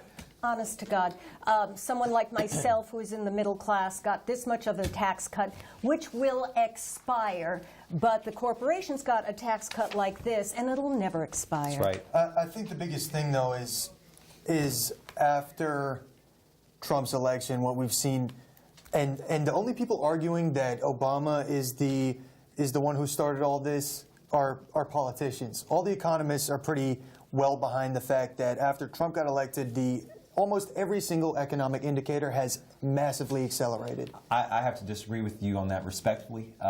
Democrats proven, it has been proven that Democrats grow economies. Bill Clinton grew an economy. Jack Kennedy grew an economy. Barack Obama grew an economy. George Bush, George H.W. Bush, Ronald Reagan, and Gerald Ford all destroyed an economy. So I have to disagree with you on that, and history and the numbers show it. Yeah, I'm not sure that's entirely true. Well, the facts are facts. I know that that's hard to believe sometimes, but that is true. Yeah, I mean, when you talk about certain periods throughout the country's history, Ronald Reagan had a massive effect on growth in the country, business growth. George W. Bush, of course, the housing crisis that led to the economy crashing in 2008 wasn't necessarily a result of anything George W. Bush had done. In fact, the housing crisis was largely caused by Bill Clinton's policies on housing and making loans more affordable, giving them to people who couldn't really afford them, and therefore creating a bubble in the economy that ended up bursting. Can I ask you a question that I get a yes or no answer to? When Bill Clinton left office January 20th, 2001, was this country in a surplus, yes or no? It wasn't a surplus. Thank you. But he also left it with, let me ask you another question. with a massive housing crisis. Did George H.W. Bush lose his economy, because it's the economy, stupid, did he lose his election in 1992 because of the ramifications of Ronald Reagan's economy? I think he mainly lost because he said he wasn't going to raise taxes, and then he raised taxes. But why did you have to raise taxes? Because the economy wasn't working. Yeah, well, there's a lot of factors that play into that, including government spending, massive government deficits. Of course, you've got to fund that somehow. That is a great topic, I think, to switch to, because when we talk about massive government budgets and deficits, the Republicans have just got us back up to, I think, a $3 trillion deficit. They've added $3 trillion. That's one of the biggest points where I would say that the tax cut has had a negative effect, is in the budget deficit. Although under Obama, of course, we had massive growth in the national deficit. But you're absolutely right. I will concede that with the new tax cut, the deficit that's created by it is a serious issue, and that's because our government is spending money extremely recklessly across the board. Well, if you talk about certain things, you've got congressmen, congresspeople who are spending money on trips to certain places. You've got money being used for the most ridiculous things all throughout the government, in every single agency. The waste is apparent everywhere you look. And if you could cut back on that, we'd be looking at a much better situation. One last point I just want to make here. In the state of Connecticut, I think a lot of people would say that the growth of costs and spending in this state grew under Dan Malloy, when in fact Dan Malloy cut more jobs in the state of Connecticut than any other governor in the past 15 years. 54,000 jobs were cut, and he cut spending as well. You're talking about state jobs specifically. Yeah, state jobs specifically. If you also want to look at federal government jobs, Barack Obama cut more jobs than George W. Bush before him. So I just want that to be, placed out there for the record for people to check for themselves. So then it is a good thing to be cutting back government waste. We don't want to be growing the federal government. Yeah, but you can't cut government waste and then spend, and give tax breaks to all your friends. It doesn't work like that. But that's the art of the deal. We'll soon figure that out. Yeah, maybe we'll pull something out of his sleeve. But it's... No, I think it's a great point, and this is really a fundamental issue in the country between Democrats and Republicans, and it's such a hard one to get to the bottom of. Right. I do want to say that the last 21 months of Obama brought more jobs than the first 21 months than Trump. That's fact. Well, I don't think we're going to complain about any jobs coming out. But, that's coming from Politico. So I mean, under Donald Trump, we've seen the lowest unemployment in the country for many, many years.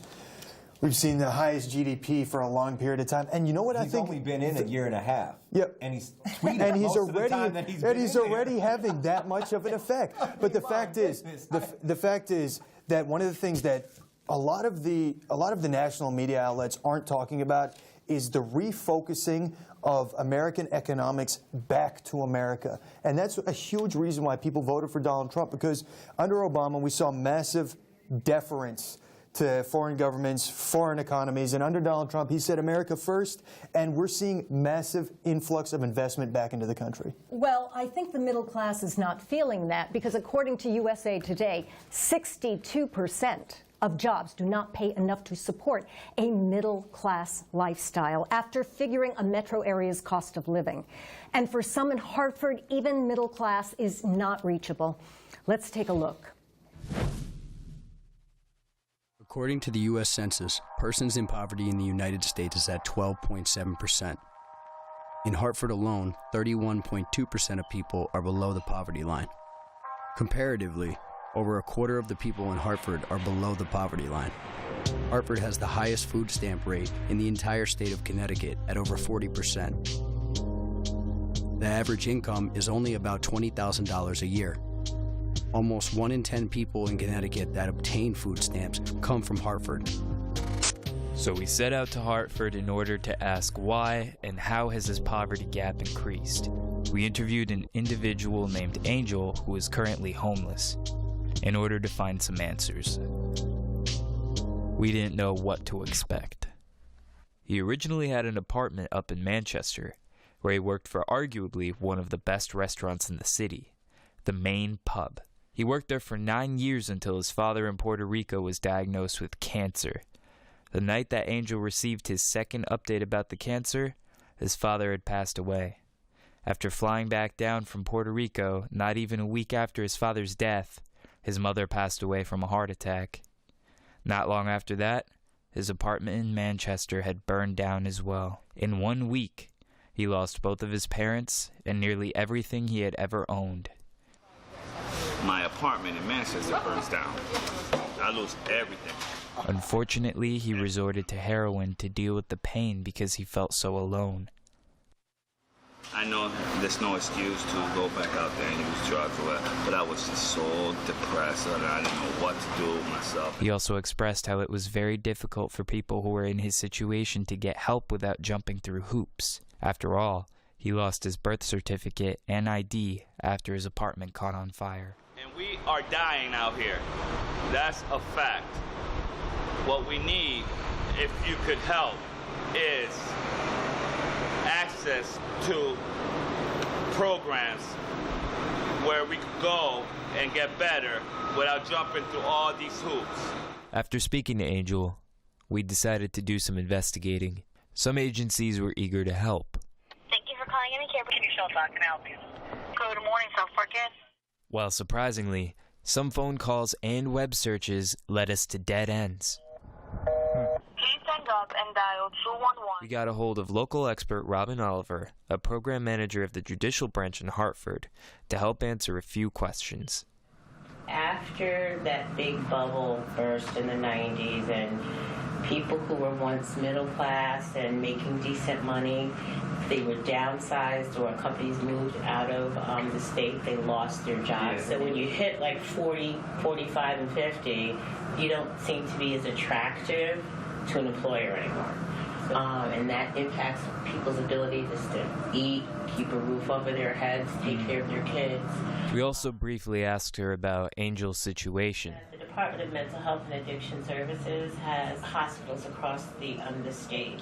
And Angel's situation, he would be eligible for Husky, which is the insurance plan, because he does not have any income. He is a homeless individual. Although his situation sounds dire, he would be a better candidate for getting resources quickly as opposed to you.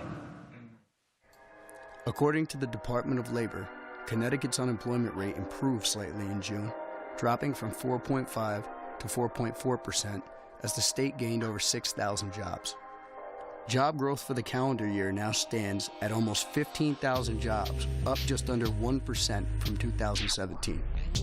Construction and manufacturing are now the fastest growing sectors.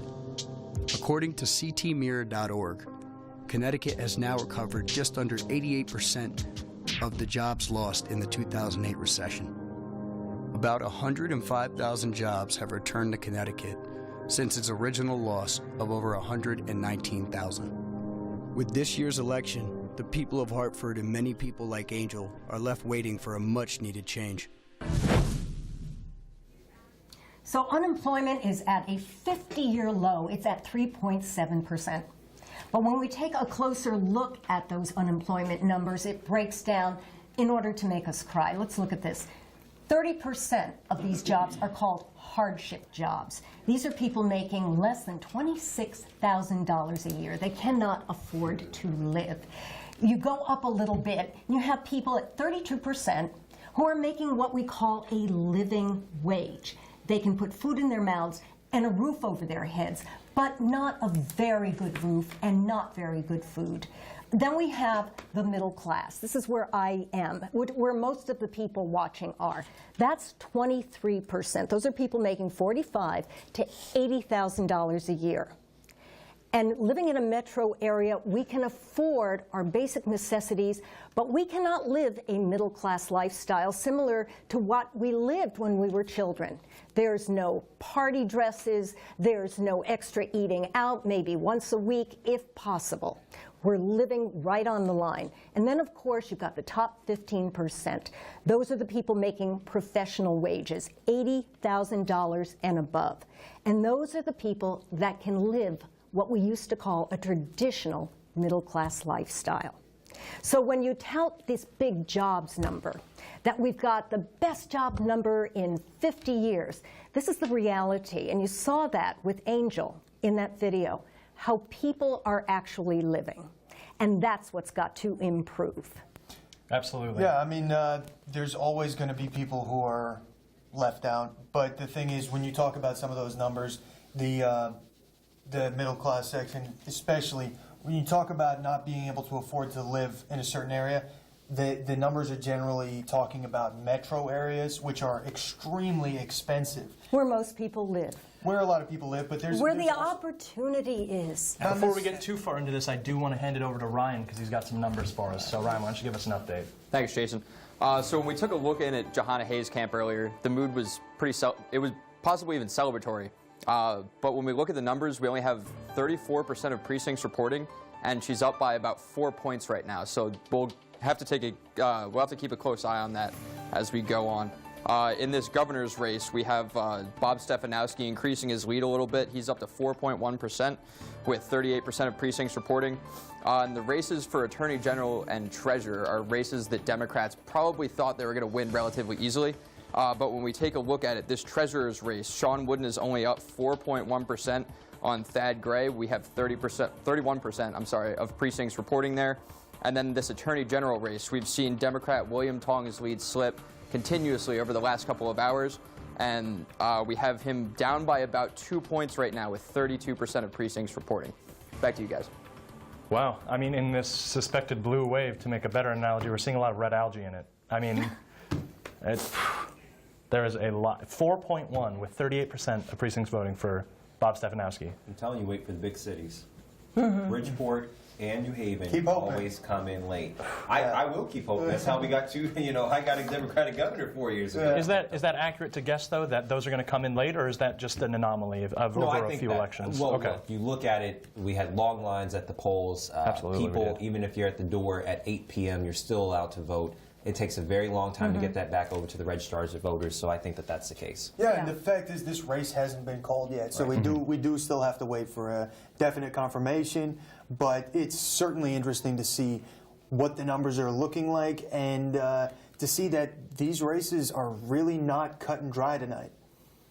I mean, the safest guess would have to be, the 5th District with Johanna Hayes and Manny Santos. But even that, it's closer than anticipated with Johanna feeling a little more celebratory than maybe she might not want to. It could be a bad omen. But I think she might be a little safe with this one. I think she's pretty set.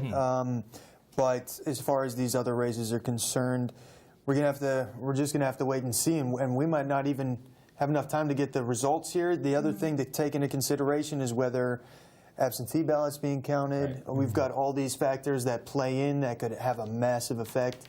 So time will tell, but it's certainly an interesting race. And some of the biggest news we had out of the night, of course, is that the U.S. House of Representatives is pretty solidly Democratic now, which is going to have a huge impact on the national level. Absolutely. And I think it's interesting to see those 877,000 unaffiliated voters, seeing how these votes are being distributed. It seems like there's a pretty even split. You know, so far with what we've seen, you know, we're not seeing tremendous amounts of margin between the Democrat and the Republican. So I just find it interesting that we haven't seen one way or the other sway dramatically. I think the political environment in this country has just been that every election will always, or so far, has been too close to call. And that's in gubernatorial races, Senate races, in election cycle after election cycle. It has never been a clear-cut winner in a lot of these races, and I think that says a lot about where we are as an electorate. We are split right down the middle. There's a lot of divisiveness right down the middle, and a lot of people cannot just make up their minds on issues. It's very hard to say that it's about a candidate. It's more than a candidate. Absolutely, and we have seen where there is some overlap, you know, with some of the candidates, whether it's gubernatorial or 5th District. We have seen they're trying to address better veteran care. They're trying to address the opioid crisis. But the ways exactly that they want to address those is where we're seeing the difference. Absolutely. It's one of the most interesting things to see that all these candidates really are addressing the same exact issues. And like you say, the difference is on how they go about tackling this. And going to your point, that's really the issue people have when they look at these candidates. They've got to pick who aligns with them best. They might not align with them on everything. And especially with these races we're seeing nowadays where you've got candidates who are really, really split 100% in both directions. There's no overlap, and somebody's got to say, I think this and this is most important, so I've got to go with candidate A, whereas someone else may have a different opinion. But there's no real candidates in the middle anymore, it doesn't seem like. And to that point, just to make a point, I mean, 2018 has been a historic year for candidates. It has been the year of people of color running for office, the year of the woman running for office. I mean, Michigan tonight has the opportunity to elect a full slate of women in every constitutional office except lieutenant governor. That says a lot. That's something. We had three African-American nominees for governor in Maryland, Florida, and in Georgia.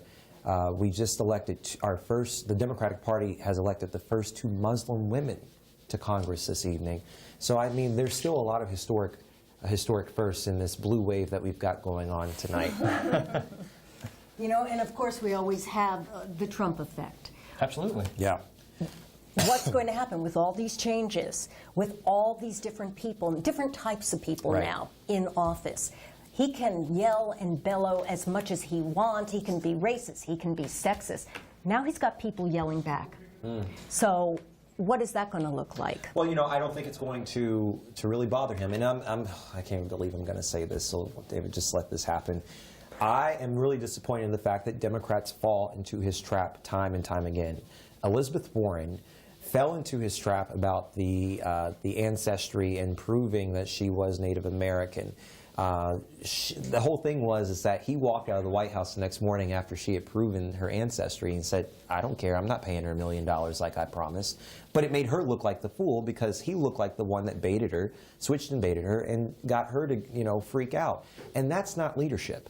Leadership is not falling for the trap that he's going to set for you, because then that's why his people, his electorate feels as though he is this all-powerful guy that can't be touched, because people are too foolish to try to show that they're strong by falling for one of his antics. Well, what would you have done if you were Elizabeth Warren? You know, I don't know if I would have done anything. I would have probably proven that, you know, I was Kenyan or whatever the case may be, or Dominican, or Mexican for that matter. Maybe I would have been thrown over the wall. But for that matter, I'm saying that we have to be smarter about how we fight him. President Obama said a few weeks ago at a rally, just stop overthinking everything.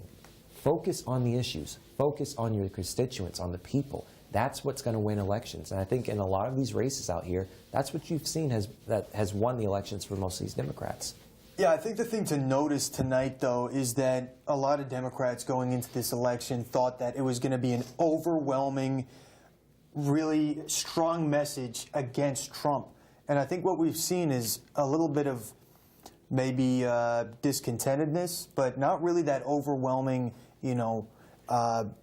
strong message that was promised. I think regardless of this election today, we're still going to see the very divisive partisanship that we've seen since the 2016 election. Right. And I think to that point, let's also say that this president, in comparison to his predecessors, has been out there he's had 56 rallies, I read in Politico the other day, in the past 2 weeks.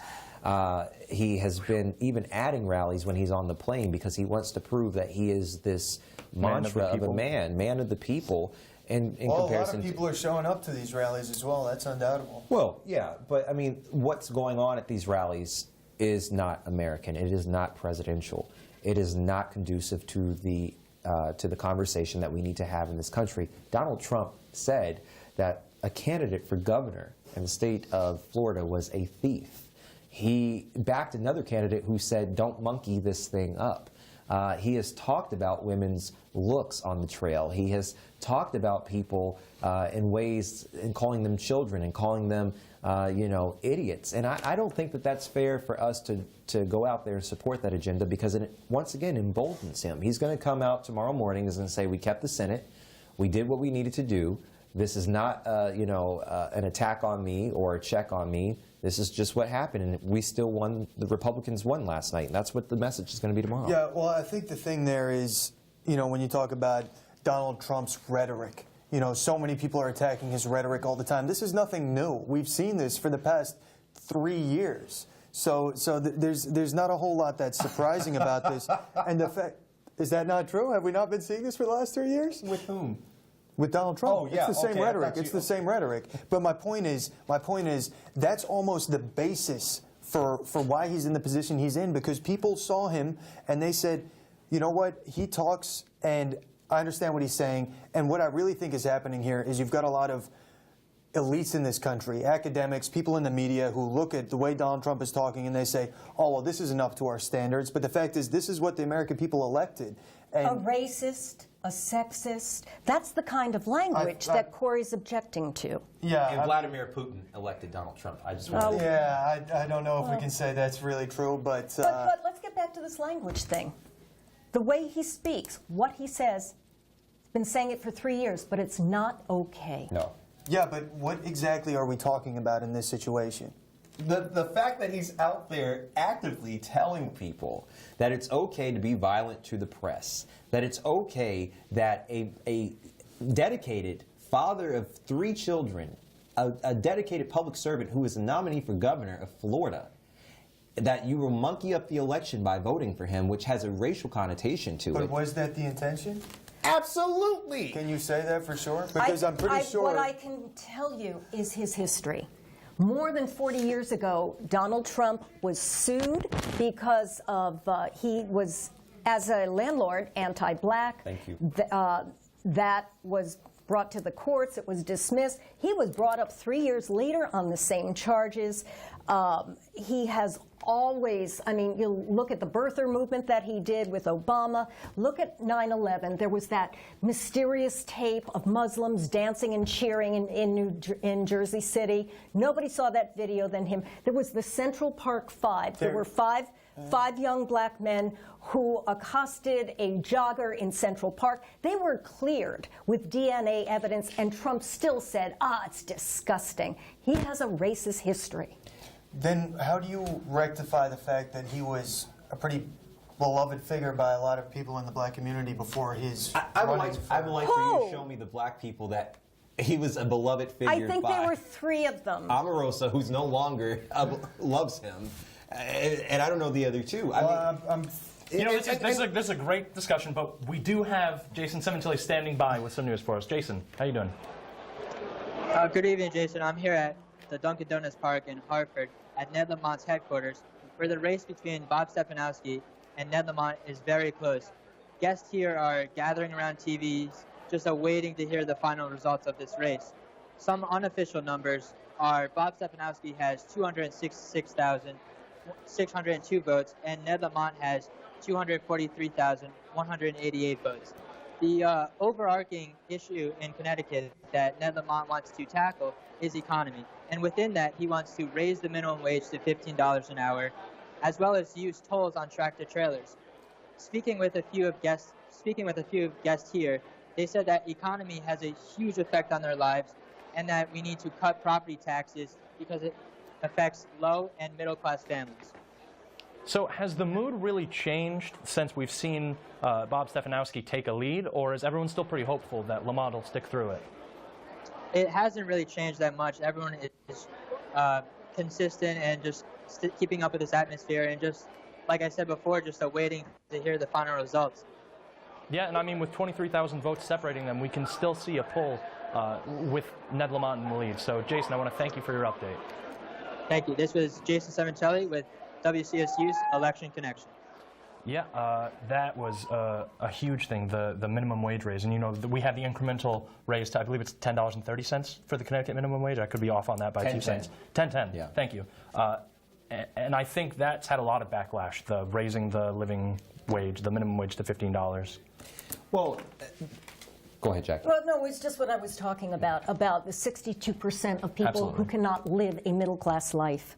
In order to afford a one-bedroom apartment in the state of Connecticut, you have to make at least $21. $21, a one-bedroom apartment. Mm-hmm.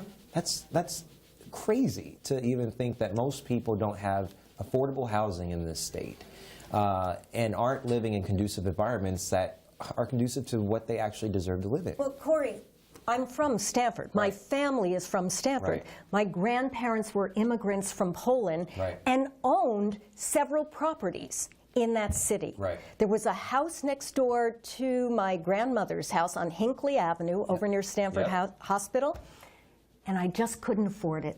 I have a PhD, I'm a professor, and I just couldn't afford to live next door to where my immigrant grandparents had property. Right, right. Yeah, I would just say the biggest issue with raising the minimum wage, it's very hard to live in a state when you don't have a job anymore. And that's the issue that occurs when you raise the minimum wages. Certain businesses cannot afford to employ a certain number of people at that wage. So you do run into issues. You also run into issues with products and services becoming more expensive due to the increased labor costs. So there are definitely downsides to increasing the minimum wage. Do you think there could be a compromise, though? If Ned Lamont wins the gubernatorial election and he proposes a minimum wage raise of $15, could there be a way that that would benefit? You know, could there be a cut somewhere that would kind of balance it out? Or do you think it would just be detrimental? Well, it's going to affect small and medium-sized businesses the most. They're going to be the ones most hard hit by this. But on the flip side of that, when people have more money in their pockets, people are more inclined to spend that money at small businesses and throughout the entire state to boost the state economy. We're spending more in this state on helping subsidize corporate corporations such as Walmart. Right. McDonald's. McDonald's. Right. And Target. You know, I go into Target now, there are more lanes open for self-checkout than there are people who are actually live cashiers. And that says a lot about how we are operating with our labor movement. The only thing to that, though, is when you are helping businesses in this state, you are helping to employ people. Now, ideally, you wouldn't have to subsidize those businesses. Clearly, there's some inefficiency along the way. But the fact is, there is a positive benefit to it. Well, when you're paying people $10 an hour and less, they can't afford food. Right. They get SNAP coupons. They get subsidized housing. And who's paying for that? Right. Us, the middle class and there above. There are more people getting government assistance that live in the suburbs than live in the inner cities. Yeah. And if that epidemic, because that epidemic is focused on the suburbs and people are being attacked by that in those areas, it's becoming now a big problem. It's now a focus of our government and of our politicians. And I don't think that it's right that anyone should live in poverty. below the poverty line. I don't think it's right that a mother has to try to decide how to put her child in child care, which costs probably $200–300 a month, and only makes $10.10 while pay her rent, while feed the child, and pay her every day. It is impossible. I suppose the biggest criticism I would have, though, is that when you talk about a situation where you're having a centralized government controlling the economy, manipulating the marketplace, it's really just a succession of problems you can run into. Now you're completely in control of the economy, and how do you account for things you couldn't even consider in certain cases? Well, that very well could be a big factor. But we do have Ryan right now with an update with the numbers. Thanks, Jason. So these numbers for our state races are coming in pretty slow right now. Let's just recap those real quick. So State Senate, District 24, McLaughlin leads 51-49 over Julie Kushner. State Senate District 34, and Republican incumbent Len Fasano leads by 14 points over Eileen McKean. 71% of the vote is in there. And in District 114, Mary Waylander still holds an 8-point lead over Republican incumbent Themis Claridis.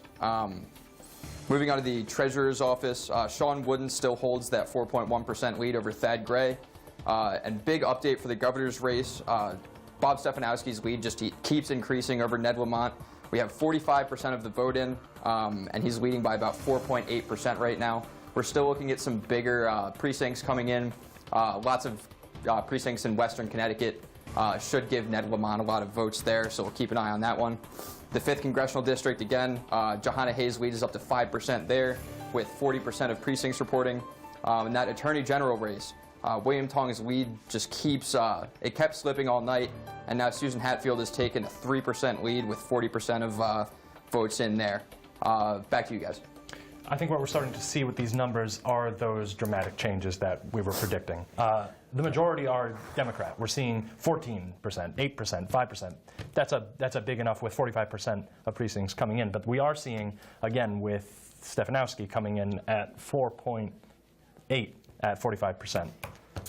Well, I think if we wake up tomorrow and Bob Stefanowski is the governor-elect, I think Connecticut will change dramatically over the next 4 years in ways that a lot of people may come to regret that. And I don't mean that because Bob Stefanowski is a Republican. I mean that because his rhetoric and his stance on the issues are dangerous to Connecticut families. Now, what do you mean? But could you elaborate on that a little? Well, eliminating, again, the minimum wage, as we were just talking about before. If you're going to go from $10.10 down to $7.25, which is the national, rate, who's going to be able to live off of $7.25? You want to talk about homeless in Hartford, it's going to be homeless in Connecticut, period. Period. I mean, I don't understand why a lot of people are voting. I think it's this whole thing against Malloy. It's Malloy fatigue, and that's what drew a lot of people to Stefanowski, but I think they're going to have buyer's remorse, and I think a lot of people have buyer's remorse with business leaders who then go into politics. Yeah, I would disagree. Obviously, time will tell. But the thing is, in this situation, Bob Stefanowski is coming in with business-friendly ideas, which I think is exactly what the state needs right now. And the biggest question as to whether he succeeds or not is what happens with the Connecticut Congress, which looks like it's going to be Democratic, which is going to cause a massive problem from him trying to get this agenda going forward. So we'll have to see. I think that's really going to be the hinge on which his success rests. Possibly he has the leadership skills to work around that, but I think it's a pretty huge obstacle for anyone in that situation. Yeah, payday loans worked out real well for a whole bunch of people. Talking about the Stefanowski situation with the payday loans? Yeah, and UBS too. I mean, there's a lot of Stefanowski situations that we could talk about. Just like and it goes back to this whole idea. People need to understand that government is not a business. Government is government.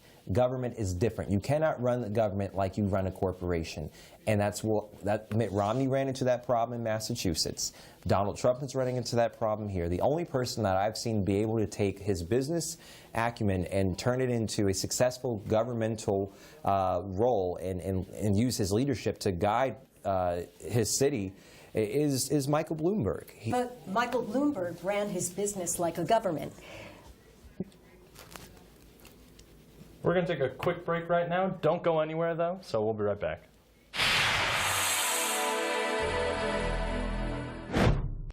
Speech isn't always spoken.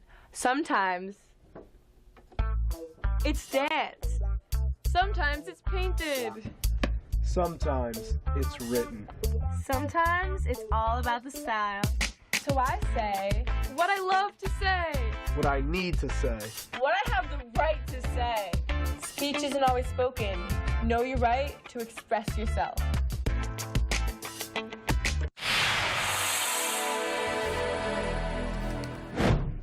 So just to almost wrap up what we've seen throughout the night, and it's been a long day. It's been a long election day.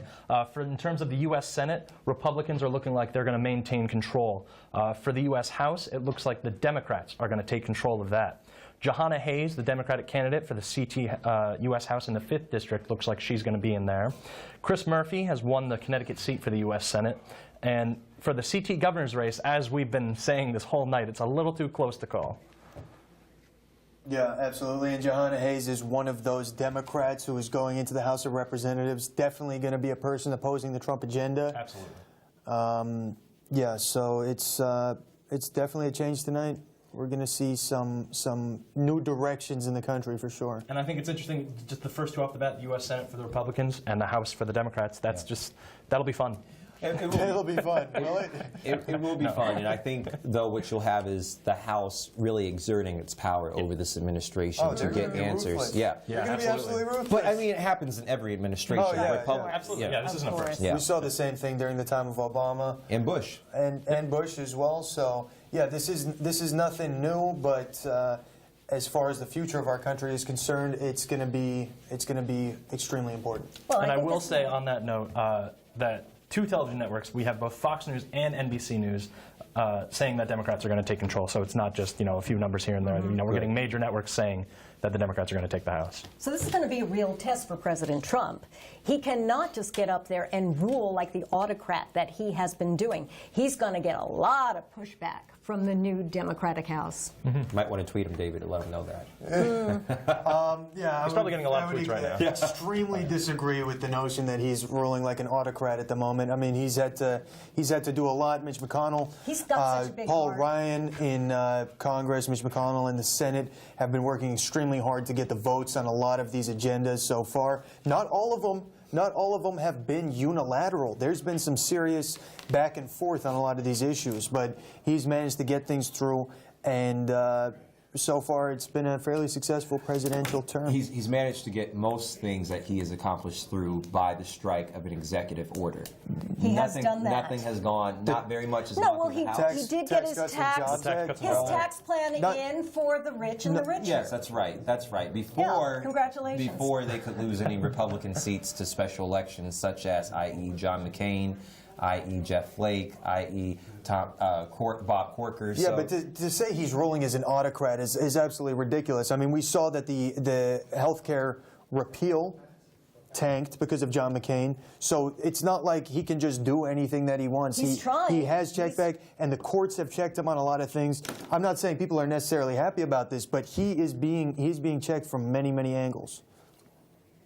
But the courts... Thank God. Yeah, I'm sorry, but the courts have really not checked him on a lot of things. They stopped the immigration ban. That was just one example. They stopped the detention of children at the border. So there's multiple examples. And the times when he's managed to work around that is because he managed to make a significant legal argument that said that those policies were lawful. What other president has come as close as President Trump as doing something as extreme as taking children away from their parents and putting them in cages? Putting them in cages. That's really a factor of the way the laws are written. But I think at the moment, we have an update on the weather for you. and hopefully things are a little less heated. What do you got for us, Paul? Well, thankfully, the rain from today has moved out. The clouds are following suit, and this is going to set us up for a rather mild day tomorrow, and it is going to remain dry through Thursday. However, the rain returns once again on Friday. Almost a carbon copy of last weekend. Showers throughout the day, extremely heavy rain at night, lingering into Saturday morning, and when that system moves through, we're going to be talking about big changes in terms of temperatures for this weekend. Let's check out the surface map. This is the weather system which brought us those clouds and rain today. This has since departed off to the east. We'll see high pressure develop and take control of our weather again through Thursday. But let's look at Friday and what's going to happen with this. The jet stream is going to take a big dip to our south. Low pressure is going to develop along this jet stream, move to the north and east, and that's going to give us those showers in the afternoon, heavy rain at night, maybe even some snow across the higher elevations of upstate New York and New England. Now let's check out the forecast here for tonight. We're going to see those decreasing clouds, low at 45. We should be around freezing, so low temperature about 12, 13 degrees above average. And the forecast for tomorrow, look at this high, take a good look at it because we will not see this for a while. High in the lower 60s, breezy with gusts upwards of 25 miles per hour. And the 5-day forecast, more sun on Thursday, but about 10 degrees cooler, only in the lower 50s. And on Friday, that storm system comes in, giving us heavy rain, especially in the evening and overnight. Highs only in the mid-40s. Same on Saturday, but much windier. And look at this overnight low, only in the mid-20s, maybe into the teens in some of the colder locations of northwestern Connecticut. And look at this on Sunday. Despite plenty of sun, we may struggle to get to 40 degrees. This is student meteorologist Paul Tasho wishing you a good night. I mean, I was in Florida last week, so seeing those 30s and 40s, it's just really upsetting. Yeah. I mean, it's November in New England, so it's not that surprising. So look, when Connecticut wakes up tomorrow, no matter if they won or they lost, they're going to have beautiful weather. Maybe for a long time. The last bit of beautiful. Definitely be a good concession for the Democrats across the state. A rainy day today, and rainy day tomorrow maybe for Democrats in terms of the gubernatorial. I'd rather take a rainy day today than a rainy day for 4 years. You know, but who's counting? Look, I think that obviously tonight's results have they're still coming in, and it tells us a lot about what's to come. America is still very much divided. And just another race that just came in, as a matter of fact, which is a huge shock, Claire McCaskill of Missouri lost. She did. She lost. She's been able to withstand a lot of races in the past, very close, but veteran Democrat Claire McCaskill lost. Well, and we're going to bring it to Ryan another time, one more time, I believe, for those last-minute numbers. Thanks, Jason. So as you remember from earlier, we called that U.S. Senate election for Chris Murphy around 8 o'clock as soon as the polls closed. No surprise there. So both of Connecticut's U.S. Senate representatives are Democrats. For our congressional districts, we've called 4 races there. So 4 out of 5 confirmed congressional representatives in Connecticut will be Democrats. We have Johanna Hayes up about 5% right now. But keep in mind that all of our reporting for these votes is pretty much under 50% for these major state and national elections. So these are going to be races that you're going to have to keep an eye on into tomorrow morning. For this governor's race for Ned Lamont and Bob Stefanowski, Stefanowski still leads by about 3 or 4%. We're still waiting on a couple 100,000 votes there, so you're going to need to check back in tomorrow morning for that one as well. The treasurer's race and attorney general's races are still way too close to call, still under 50% reporting there. So again, going to need to check back in tomorrow morning. Back to you guys. Thank you, Ryan. We appreciate the help that you had for us tonight. Cord, do you have any last-minute thoughts on what we saw today? You know, I think what we saw today was nothing short of amazing, that we had so many Americans, regardless of who they voted for, to get out and exercise their right to vote in the midterm elections. I am still hoping that a lot of these races will change over the night. Absentee ballots are still important. That could change some things.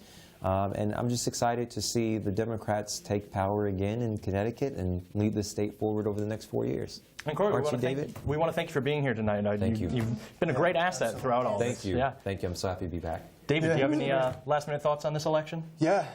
The blue wave, that wasn't. That would be my summary of the situation. Obviously, we didn't have a red wave, as President Trump was suggesting, either by any means whatsoever. No. But extremely interesting results coming out of Connecticut right now. As far as the governor's race is concerned, Jahana Hayes, I think a lot of people were expecting that. And on the national level, it can't even be stated enough how huge this is going to be in the near future of our country and potentially for the long-run future of our country. So only time will tell what this will mean, but it's certainly going to cause a lot of drama. A lot of drama. Yeah. We can look forward to that. Jackie, do you have any thoughts? President Trump said that we're going to be so tired of winning. We're going to be winning and winning and winning with him as president. Well, I think the people responded to him tonight by turning the House blue. The people want something other than what Trump is giving us. Yeah, and I mean, to further the sentiment of the votership that we saw with this election, I think America finally is waking up in terms of we need to get to the polls because our voice needs to really be heard, whether or not we're going through the Electoral College or the popular vote. I think we're starting to really realize through partisanship that our voice is heard and that we need to elect officials that will represent us. Yeah. We're going to be forced into that partisanship. Oh, absolutely. Non-partisanship, yeah. I think it's going to be cyclical, though. You know, I think it won't last, hopefully, for long. You know, hopefully we can unite through something. Whether or not that's a third party, I wouldn't put money on that.